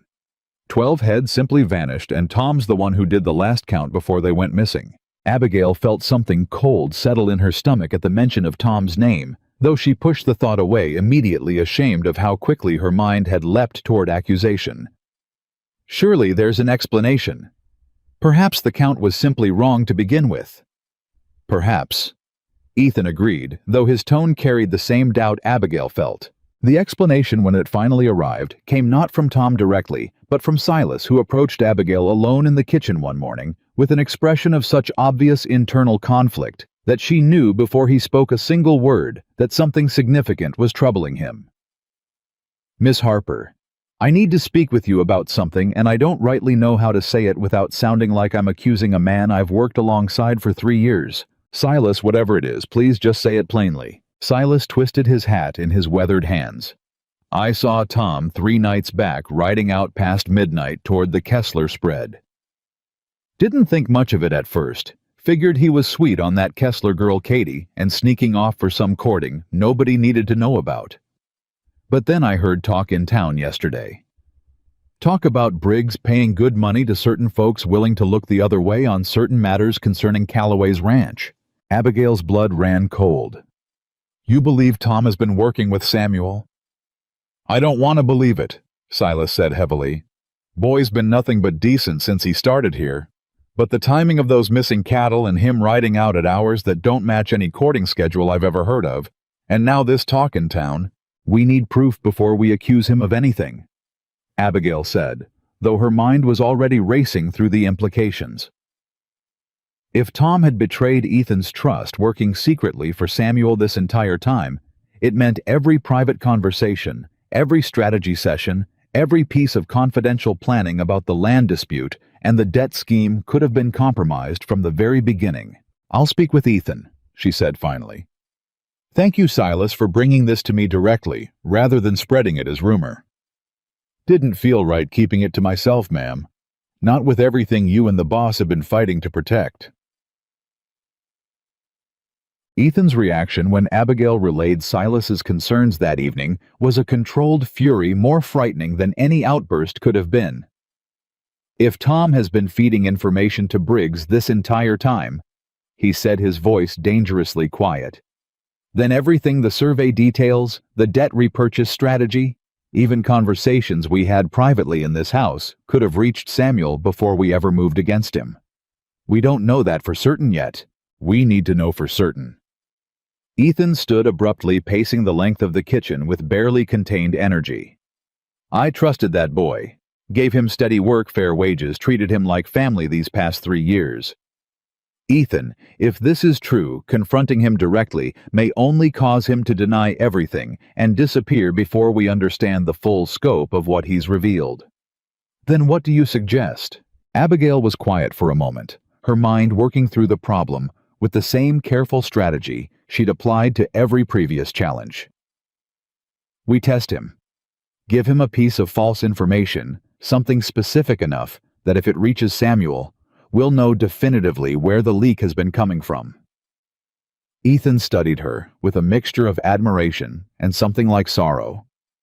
"You're suggesting we set a trap for a man I considered a friend. I'm suggesting we protect ourselves from a betrayal that may have been happening for weeks," Abigail said gently. "I take no pleasure in this, Ethan. But we cannot afford uncertainty, not with everything Samuel has already shown himself willing to do." The following morning, Ethan mentioned within Tom's hearing, but seemingly in private conversation with Silas, a fabricated plan to sell off a portion of the northern herd to a buyer in Cheyenne the following week, information that existed nowhere else, shared with no one beyond the ranch itself. 3 days later, a buyer from a neighboring county arrived unexpectedly, inquiring about purchasing exactly the cattle Ethan had never actually intended to sell, claiming he'd heard through reliable sources that Calloway's northern herd would soon be available. Ethan's face when he relayed this development to Abigail had gone pale with a mixture of vindication and genuine grief. "It's Tom," he said quietly. "There's no other explanation. He's the only one who heard that conversation, and now a buyer appears with information that existed nowhere except inside my own house." Abigail felt her heart break a little, not for Samuel's cruelty, which she'd long since stopped being surprised by, but for the genuine sorrow etched into Ethan's face at discovering a young man he'd trusted and mentored had been quietly betraying him for reasons that likely came down to nothing more than money and Samuel's persuasive manipulation. "We need to speak with him directly," Abigail said gently. "Give him the opportunity to explain himself, whatever the explanation may be." The confrontation happened that evening in the barn, with Silas standing witness at Ethan's request, his own expression heavy with the discomfort of watching a young man he'd worked alongside face what was clearly about to become a devastating reckoning. "Tom," Ethan said, his voice carrying none of its usual warmth, "I need you to tell me the truth about something, and I need you to understand that whatever you say next will determine whether you still have a place on this ranch." Tom's face had already gone pale, some instinct clearly warning him what was coming. "Boss, whatever this is about, have you been passing information to Samuel Briggs?" The silence that followed stretched long enough that Abigail felt her chest tighten with the weight of it. Tom's jaw worked silently, his eyes darting between Ethan and Silas, searching for some escape that clearly didn't exist. His voice cracked. "Boss, I never meant for it to go this far." Ethan's hands curled into fists at his sides. "So it's true." "He offered money, Ethan. More money than I've ever seen at one time in my life. Said all I had to do was let him know what was happening around the ranch. Nothing more. Just information. Nothing that could really hurt anybody." "Nothing that could hurt anybody." Ethan's voice rose for the first time sharp, with a betrayal that went beyond simple anger into something much deeper. "You told him about the survey findings before we even presented them in court. You told him about the debt repurchase plan before we could execute it fully. And this week, you very nearly cost me 12 head of cattle sold to a buyer who had no business knowing my private business." "I didn't take the cattle." Tom's voice cracked with genuine desperation now. "I swear to you, Ethan, I never touched the herd. I only passed along conversations I overheard, nothing more. I don't know anything about missing cattle." Something in the genuine panic of Tom's denial gave Abigail pause. "Ethan," she said quietly, "if he's lying about the cattle, why would he tell the truth about everything else so readily?" Ethan's fury remained, but a flicker of consideration crossed his face at her words. "Tom, if you didn't take the cattle, who did?" Tom's eyes widened with something like fear, now fear that went beyond simple guilt over his own betrayal. "Boss, I don't know. I swear I don't know anything about missing cattle. All I did was talk. I never stole from you, never would have, whatever else I've done." "Then who moved 12 head off this property without anyone noticing?" Ethan's voice had gone cold with dawning suspicion. "Because someone did, Tom, and if it wasn't you—" The barn door swung open before he could finish the thought, and Silas's face, already grim, went ashen at whoever he saw standing in the doorway. "Evening," Samuel Briggs said calmly, stepping into the barn's lamplight with an expression of cold satisfaction that told Abigail in one devastating instant exactly how deep his manipulation had truly run. "You," Ethan said, stepping forward with barely controlled fury. "Please don't let me interrupt what appears to be a very illuminating conversation." Samuel's eyes flicked toward Tom with something like amusement. "Though I confess, young man, I did tell you that discretion was essential to our arrangement." Tom's face crumpled with fresh horror. "You said you'd never come here directly. You said—" "I said a great many things," Samuel interrupted smoothly, "most of which served my purposes rather than any genuine promise to you. Did you truly believe, Thomas, that a man like myself would maintain loyalty to a ranch hand once his usefulness had been exhausted?" Abigail felt sick with the calculated cruelty of it, watching Tom's face collapse under the weight of a betrayal within his own betrayal. "You used him," she said quietly. "The same way you use everyone, Samuel. Discard them the moment they're no longer convenient.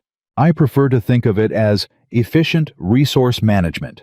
Samuel set his tone, carrying none of the desperation she'd seen in their previous confrontations. If anything, he seemed almost relaxed, a man finally revealing a hand he'd been holding carefully for weeks. though I admit young Thomas here has served his purpose admirably. Every piece of strategy you and Miss Harper devised against me I knew before you'd even fully executed it. The debt repurchase in particular cost me considerable money to counter once I understood your intentions. Then you already know you've failed, Ethan said flatly. Every scheme you've attempted has collapsed. The land claim, the marriage contract, the debt manipulation. What exactly do you believe tonight's confrontation accomplishes? Samuel's smile turned cold. Tonight, Mr. Calloway accomplishes exactly what I intended from the very beginning. You see, the missing cattle weren't taken by young Thomas here. They were sold quite legally using papers bearing your own signature. Ethan went rigid. That's impossible. I never signed any such papers. Didn't you? Samuel produced a folded document from inside his jacket with theatrical calm. This bill of sale transferring 12 head of cattle to a buyer in the neighboring county bears what appears to be your signature, Mr. Calloway. A signature that I'm told matches quite convincingly the one on file with the county recorder's office. That's forged. Perhaps. Samuel said, his tone suggesting he found the accusation entirely unconcerning. But forgery is difficult to prove, particularly when the buyer in question insists he purchased the cattle in good faith with proper documentation from a seller he believed to be entirely legitimate, and particularly when that buyer is prepared to testify under oath that Thomas here personally delivered the signed papers and arranged the transaction on your behalf. The full shape of Samuel's scheme crashed over Abigail with devastating clarity. You're not merely trying to steal cattle. You're building a case for fraud. You intend to accuse Ethan of illegally selling cattle he doesn't actually own outright, using Tom as your instrument to manufacture false evidence. Miss Harper. Samuel said something like genuine respect flickering behind his cold satisfaction. You truly are remarkably perceptive. Though I confess I hadn't anticipated needing this particular scheme until your rather effective dismantling of my previous efforts left me few remaining options. This won't work, Ethan said, though Abigail heard the first genuine crack of fear beneath his fury. Any competent handwriting expert would immediately identify a forged signature. Perhaps. Samuel agreed. Though such examinations take considerable time, Mr. Calloway, time during which the county sheriff will have little choice but to investigate the fraud allegation formally. Time during which your reputation throughout this county, the very reputation Miss Harper worked so tirelessly to help you rebuild, will suffer considerably from whispers of cattle fraud and forged documents. Even if you're eventually cleared, the damage to your standing, your business relationships, the trust of the very neighbors you so generously helped with your debt repurchase scheme will not simply disappear. Abigail understood with sick clarity exactly what Samuel intended. Not to win outright, not anymore, but to inflict maximum damage through prolonged suspicion and scandal, regardless of the eventual legal outcome. You truly are a small, cruel man, she said quietly, though her voice carried a steel that surprised even herself.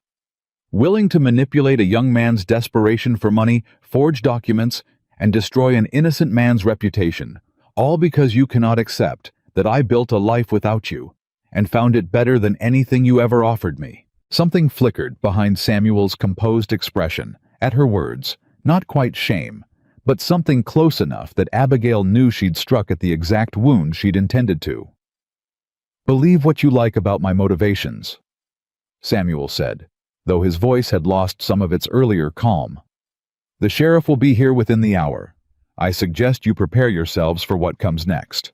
He turned to leave, and Tom, still standing frozen with horror at what he'd unwittingly helped set in motion, found his voice at last. Wait.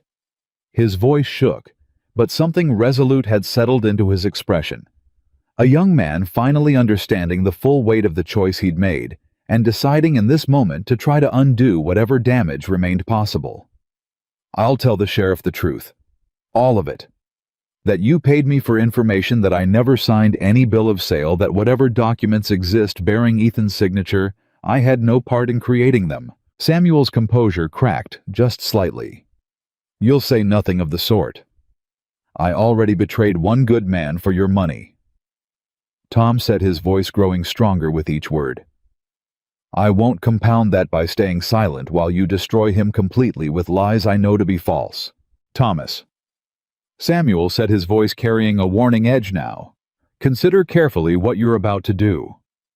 Testifying against me carries considerable risk to your own position, given your admitted involvement in passing confidential information. Then I'll face whatever consequences come from my own poor choices, Tom said.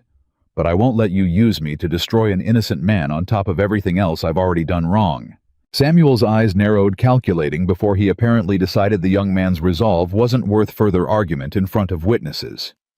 We'll see what the sheriff makes of competing testimonies, he said coldly, and left the barn without another word. The silence that followed his departure was heavy with the weight of everything that had just been revealed. Ethan, Tom said finally, his voice thick with genuine remorse. I am so sorry. I never should have taken his money. Never should have told him anything. I don't expect you to forgive me, and I understand if you want me gone from this ranch tonight, but I swear to you, I will tell the sheriff the truth about everything, whatever it costs me. Ethan studied the young man for a long, heavy moment. Anger and disappointment, and something like grudging understanding, all warring visibly across his face. You made a serious mistake, Tom. A betrayal that could have cost me everything I've built, everything Abigail and I have fought to protect these past months. I know, but you're trying to correct it now at real cost to yourself, when it would have been easier to simply stay silent and let Samuel's scheme play out. Ethan's shoulders relaxed just slightly, exhaustion replacing some of his fury. That matters, Tom. It doesn't undo what you've done, but it matters. Does that mean? It means we'll speak more about your future here once this immediate crisis is resolved, Ethan said. Tonight we need to prepare for whatever the sheriff brings, and we need your honest testimony to counter whatever lies Samuel intends to present. The sheriff arrived within the hour, exactly as Samuel had promised, accompanied by the buyer Samuel had produced as his supposed witness, a nervous, uncertain man named Garrett, who seemed increasingly uncomfortable as the evening's events unfolded around him. Mr. Calloway, Sheriff Daniels said, his expression carrying the weary caution of a man who'd clearly already heard Samuel's version of events and wasn't entirely certain what to make of it. I've received a formal complaint alleging fraudulent sale of cattle bearing your forged, or rather your signature. I need to ask you some questions. Ask whatever you need to, Sheriff, Ethan said calmly. But I'd ask that you also hear from Mr. Garrett here directly about the circumstances of this supposed transaction, and from Tom, who I understand was directly involved in whatever arrangement actually occurred. Sheriff Daniels turned to the nervous buyer. Mr. Garrett, tell me exactly how this transaction came about.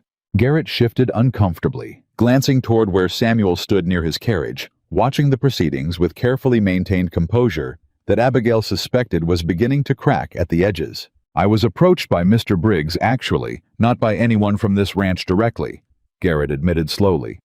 He mentioned that Calloway's outfit had cattle available at a good price arranged for the papers, and the young man here, he gestured toward Tom, to deliver them along with the herd.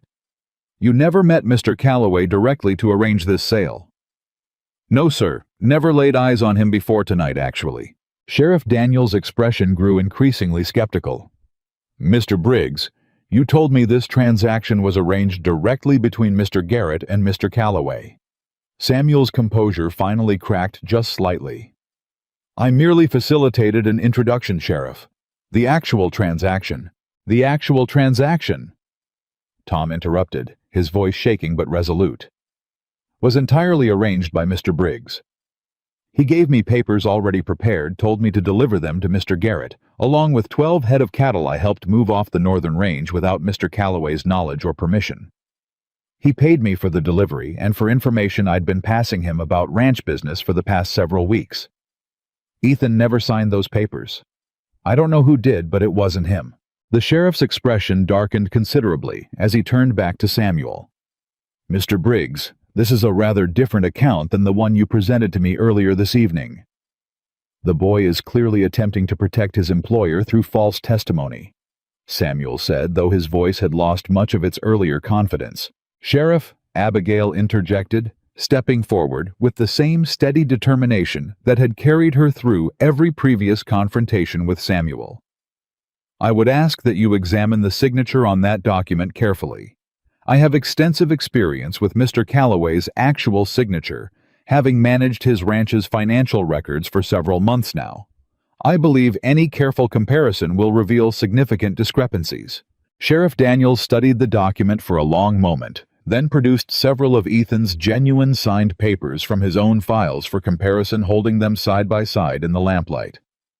"The letter formation here," he said slowly, "particularly the capital C, does appear notably different from these other confirmed signatures." Samuel's face had gone pale, now his earlier confidence entirely evaporated. "Sheriff, I assure you, whatever discrepancies you're observing, Mr. Briggs." Sheriff Daniels said, his voice carrying the particular weight of a lawman who had just realized he'd very nearly been used as an instrument in someone else's elaborate scheme. "I believe I've heard quite enough for tonight. Given the testimony I've just received, along with these apparent signature discrepancies, I'm inclined to consider this matter a case of attempted fraud, and I'm further inclined to consider you, rather than Mr. Calloway, the primary suspect in orchestrating it."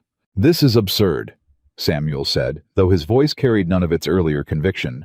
"I am the victim here, deceived by a dishonest ranch hand into an illegitimate transaction." "Save your explanations for a formal hearing, Mr. Briggs," Sheriff Daniels said flatly. "For tonight I'll be taking possession of this document as evidence, and I'll expect you to remain available in the county for further questioning as this investigation proceeds.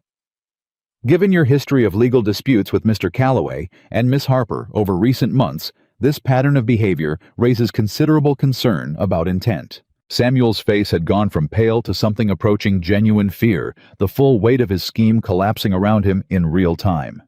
"Sheriff, surely we can discuss this reasonably." "We'll discuss it formally at the appropriate hearing," Sheriff Daniels said, gathering his things with brisk efficiency. "Good evening, Mr. Briggs, Mr. Calloway, Miss Harper, my apologies for the disruption this evening. I'll be in touch regarding the formal proceedings." As the sheriff departed with Garrett trailing nervously behind him, Samuel remained rooted to the spot, his careful composure entirely shattered, staring at Abigail and Ethan with an expression that had finally, after months of calculated schemes, revealed something close to genuine desperation. "This isn't over," he said, though his voice carried none of its previous menace, only a hollow echo of threats that had finally run out of power. "No," Abigail agreed quietly. "But not in the way you mean, Samuel. Whatever comes next in this investigation, you will finally face the consequences of everything you've done. The humiliation at the station, the false land claim, the manipulated marriage contract, the debt scheme, and now this forgery. You built an entire campaign of cruelty and manipulation, and tonight all of it has finally collapsed under its own weight." Samuel said nothing more. He simply turned and walked to his carriage, defeated in a way that felt entirely different from his previous retreats. Not a strategic withdrawal to regroup for another scheme, but the genuine collapse of a man who had finally run out of both options and allies. Later that night, after the chaos had settled, and Tom had been given a stern but ultimately merciful conversation about his future on the ranch contingent on his continued honest cooperation with the investigation, Abigail sat with Ethan on the porch steps, exhausted, but finally genuinely relieved. "Do you think it's truly over?" she asked quietly. "I think," Ethan said, wrapping his arm around her shoulders, "that Samuel Briggs has finally exhausted every scheme, every manipulation, every avenue of cruelty available to him. Whatever the formal investigation reveals, I believe tonight marked the end of his ability to threaten either of us." "I hope you're right. I know I am." Ethan turned to face her fully, something warm and certain settling into his expression despite the exhaustion of the evening's events. "Abigail, these past months, fighting alongside you against everything Samuel attempted, have shown me something I don't believe I fully understood before you arrived in my life." "What's that?" "That the woman I found standing alone on that train platform, believing herself unwanted and worthless, was never truly either of those things. You were simply waiting for someone to see what I saw, the very first moment I looked at you. A strength, a resilience, a capacity for both fierce determination and genuine tenderness that I have never encountered in another person." Abigail felt tears gather in her eyes, warm and unexpected. "Ethan, I'm not finished," he said, gently taking both her hands in his. "I know we agreed when I first brought you here that this would be nothing more than an employment arrangement. But these months have shown me that what exists between us has grown into something far beyond what either of us anticipated that first difficult day. I don't want to simply be your employer anymore, Abigail. I want to be so much more than that for the rest of whatever life we're fortunate enough to share together."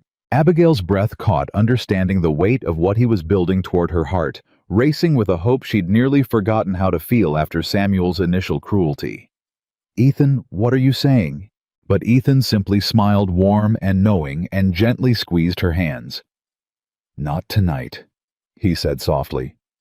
"Tonight we've earned nothing more than rest and relief after everything we've survived together. But soon, Abigail Harper, very soon, I intend to ask you a question I've been carrying in my heart since the very first day I saw you standing on that platform." Abigail leaned into his embrace.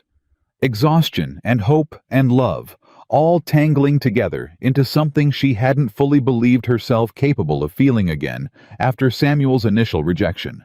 Whatever Samuel Briggs's formal investigation ultimately revealed, whatever consequences he finally faced for months of calculated cruelty, Abigail understood, sitting on that porch step with Ethan's arms around her, that the true victory had already been won.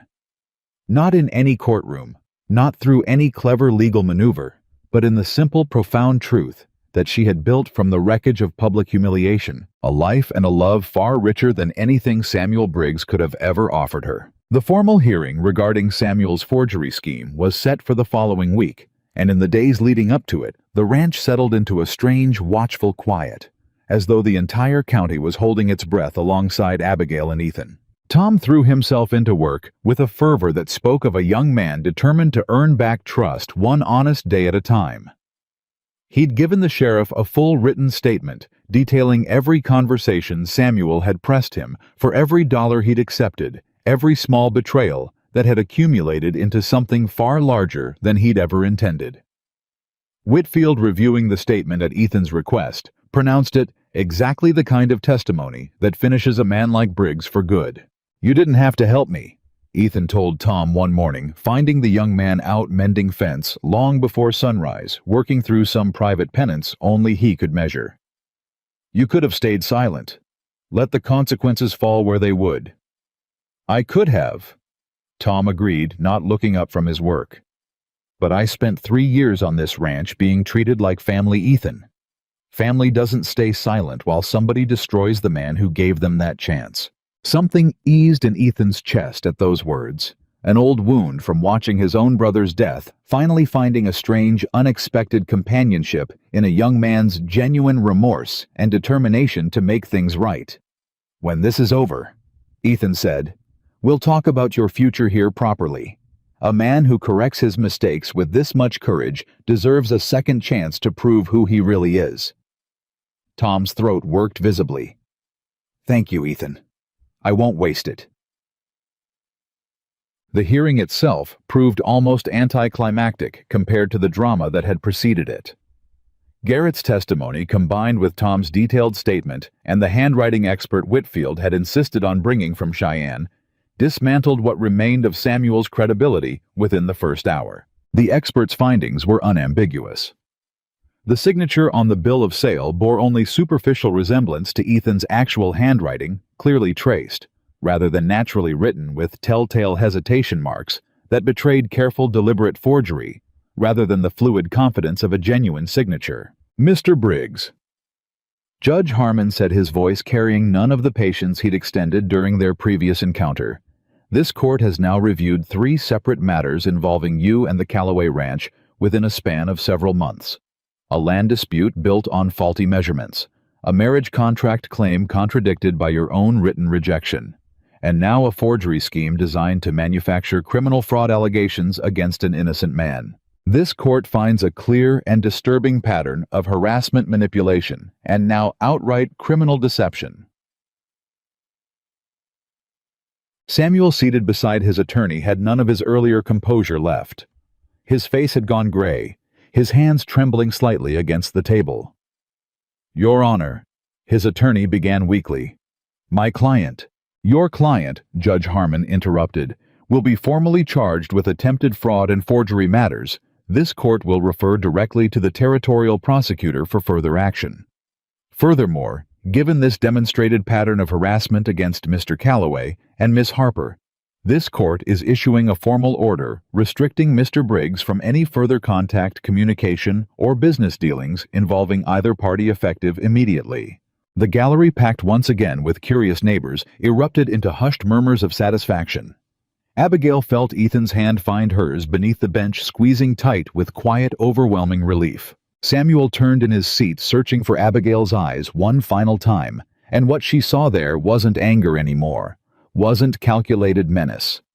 It was simply the hollow, defeated look of a man who had spent months trying to destroy something beautiful because he couldn't bear to watch it exist without him, and had finally understood too late that his cruelty had cost him everything while giving Abigail everything she'd ever truly wanted. "I wasn't rejected because I lacked worth," Abigail said quietly, more to herself than to him, remembering the words she'd once spoken in defiance months earlier. "I was rejected because you lacked the character to recognize what you were giving up." Samuel said nothing. There was nothing left for him to say. He was led from the courthouse in the custody of a territorial marshal, his future now a matter for prosecutors and judges far removed from Laramie's gossip, and Abigail watched him go with a profound, unexpected sense of closure settling into her chest. Not triumph exactly, but the quiet peace of a chapter finally completely closed.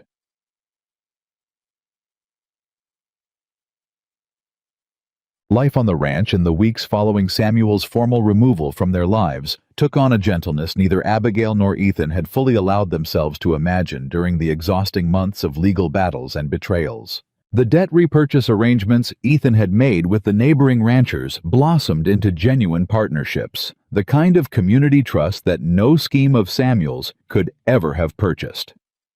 Old Man Hutchins brought over a basket of his wife's preserves, just because lingering to talk cattle prices and county news with an ease that spoke of real friendship rather than mere obligation. Tom's redemption continued steadily, his earlier betrayal slowly giving way to a young man determined to prove his loyalty through consistent, quiet reliability.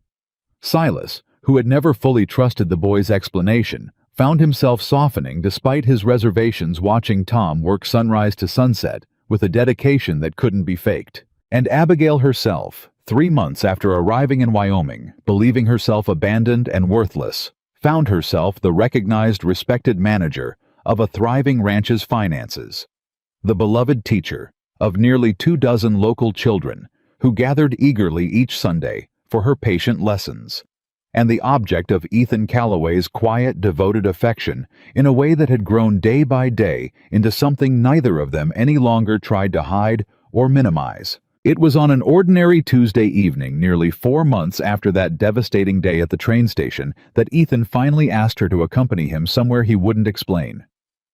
"Where are we going?" Abigail asked, settling into the wagon beside him as the late afternoon light stretched long and gold across the Wyoming plains. "You'll see soon enough." "Ethan Calloway, you've been entirely too mysterious all week. A man's allowed his secrets occasionally." But his smile gave away nothing, and Abigail settled back curious despite herself, watching the familiar road toward town unfold before them. It wasn't until they'd nearly reached Laramie that she understood where he was taking her, and her breath caught sharply. "Ethan, this is the way to the train station." "It is." "Why would you bring me back there?" Ethan didn't answer immediately, guiding the wagon steadily toward the very platform where 4 months earlier Abigail had stood clutching a suitcase and a cruel note, believing her entire future had just collapsed around her. When they arrived, Abigail's confusion deepened into something like alarm. The platform wasn't empty. It was full. Every neighbor she'd come to know over the past 4 months stood gathered there waiting. Old Man Hutchins and his wife. Mrs. Kessler, whose earlier gossip had long since transformed into genuine warmth. Silas and Tom both grinning despite themselves. Nearly every one of the children from her Sunday lessons standing with their families, faces bright with barely contained excitement. "Ethan," Abigail whispered, tears already gathering in her eyes, as the full weight of the gathered crowd settled over her. "What is this?" Ethan helped her down from the wagon, his own eyes bright with an emotion he no longer bothered to hide. He led her by the hand toward the exact spot on the platform where she'd once stood alone, abandoned, believing herself unworthy of anyone's love. He removed his hat exactly as he had that very first devastating afternoon, and Abigail felt her heart clench with the powerful symmetry of the moment. 4 months ago, Ethan said, his voice carrying clearly across the hushed waiting crowd, "I rode up to this exact platform and found a woman who believed with her whole heart that she had just lost everything, that she was unwanted, unworthy, alone in a world that had shown her nothing but cruelty." Abigail's breath caught, tears spilling freely now. "I told her that day that I'd waited my whole life for someone exactly like her." Ethan continued, his voice thick with emotion. "But I realize now, standing here again, that I never finished that sentence properly." He knelt. The crowd around them went utterly silent, and Abigail felt her entire body go still with overwhelming anticipation. "I've waited my whole life," Ethan said, looking up at her with an expression of such complete, unguarded devotion that Abigail felt her heart might genuinely break from the beauty of it. "Not for a woman who needed rescuing. Not for someone I could simply offer charity or shelter to out of pity. I've waited my whole life for a partner. For someone strong enough to face down every cruelty this world could offer and rebuild something beautiful from the wreckage. For someone whose kindness could transform even the darkest circumstances into something worth celebrating." He produced a small ring, simple but clearly chosen with care, and held it toward her with trembling hands. "Abigail Harper, will you marry me? Not because you need saving, not because you have nowhere else to turn, but because these past 4 months have shown me beyond any doubt that you are the single greatest gift this life has ever offered me, and I cannot imagine building any future that doesn't include you standing beside me." Abigail's tears fell freely now, 4 months of grief and struggle and hard-won triumph, all crystallizing into this single perfect moment of joy. "Yes," she whispered, then louder, stronger, certain in a way she'd never felt certain of anything before in her entire life. "Yes, Ethan. 1,000 times yes."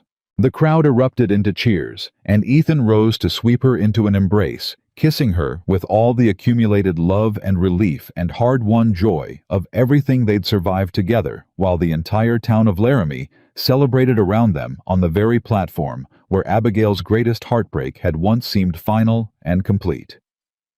They married 3 weeks later in the small white church overlooking the Wyoming Valley. Abigail, in a simple, elegant dress she'd sewn herself with the same careful, practiced hands that had once earned her living in Chicago, and now built her entire future in Wyoming.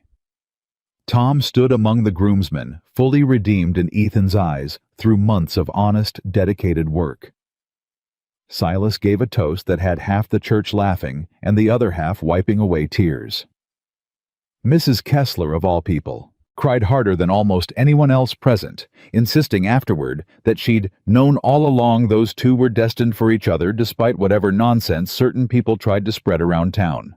The children from Abigail's Sunday lessons presented her with a hand-drawn card, each child contributing a carefully practiced letter or word proof of exactly how far their reading had progressed under her patient teaching. As the wedding celebration stretched into evening, Abigail found a quiet moment alone with Ethan, watching the sunset gold and pink across the valley they now called home together. "Do you ever think about that day at the station?" she asked quietly. How different everything might have been if Samuel had simply arrived as promised. Ethan considered the question with the same careful thoughtfulness he brought to everything important. "I think," he said finally, "that Samuel Briggs's cruelty, as devastating as it felt that day, gave both of us something neither of us knew we needed. It gave you the opportunity to discover a strength in yourself you might never have found otherwise. and it gave me the chance to become something better than the grieving, guilt-ridden man I'd been since my brother's death, a man capable of building a real partnership rather than simply enduring quiet, isolated survival. "So you're grateful to him?" Abigail asked, disbelief and amusement mixing in her voice. "Grateful is perhaps too generous a word," Ethan said, smiling. "But I no longer believe that day was simply a tragedy. I believe it was the wrong platform leading us eventually to exactly the right home." Abigail leaned into his embrace, watching the Wyoming sunset settle golden across land that had become, against every possible expectation, the truest home she'd ever known. The years that followed brought their own quiet triumphs, built steadily on the foundation of trust and partnership. Abigail and Ethan had forged through months of shared struggle. The ranch flourished its reputation throughout the county, transformed from Ethan's isolated, guilt-burdened survival into a genuinely thriving operation known for fair dealing, careful management, and the kind of community loyalty no amount of money could ever purchase. Abigail's Sunday school for the neighborhood children grew into a proper evening school welcoming not just children but women, eager to learn reading, writing, and the careful bookkeeping skills that had once saved Ethan's entire livelihood. Widows found employment there. Travelers passing through Laramie occasionally found temporary shelter and honest work, welcomed by a rancher and his wife, who understood more intimately than most what it meant to be abandoned by circumstance and rebuilt by kindness. Tom eventually became Ethan's most trusted foreman. His early betrayal long since transformed, through years of unwavering loyalty, into a story the ranch hands occasionally told newcomers as proof that genuine redemption earned through honest effort was always possible. Samuel Briggs. They eventually learned, through occasional county correspondence, served a modest sentence for his forgery scheme, before disappearing from the territory entirely. His name gradually fading from local memory, except as an occasional cautionary tale about the corrosive dangers of wounded pride and calculated cruelty. And through it all, Abigail and Ethan built a marriage grounded in the same fierce partnership that had carried them through every crisis Samuel had thrown at them. A marriage where Ethan's quiet strength and Abigail's sharp intelligence complemented each other in ways neither could have anticipated. On that devastating spring afternoon, when everything in Abigail's life seemed to collapse at once. Years later, when young couples throughout the county asked how the Callaways had first met, Ethan would simply smile and gesture toward the old train station, still standing at the edge of town, weathered now by passing seasons, but unchanged in its fundamental shape. "Everyone remembers the day she was rejected," he would say, Abigail's hand warm in his own. "I remember the day fate sent her to the wrong platform so she could find her way to exactly the right home." Abigail would squeeze his hand at those words, feeling the same profound gratitude she'd felt every single day since that first devastating afternoon. Not for Samuel's cruelty itself, but for the extraordinary truth that had emerged from its wreckage, that the deepest heartbreak sometimes clears the ground for the truest happiness, that a woman's worth was never determined by one man's rejection, and that real love, the kind built on mutual respect and unwavering partnership rather than pity or convenience, could transform even the most devastating beginning into an entirely unshakable, everlasting home. And as another golden Wyoming sunset settled across the valley, they had built together. Abigail Harper Calloway understood with complete and unwavering certainty that she had found exactly what she'd traveled west, searching for all along.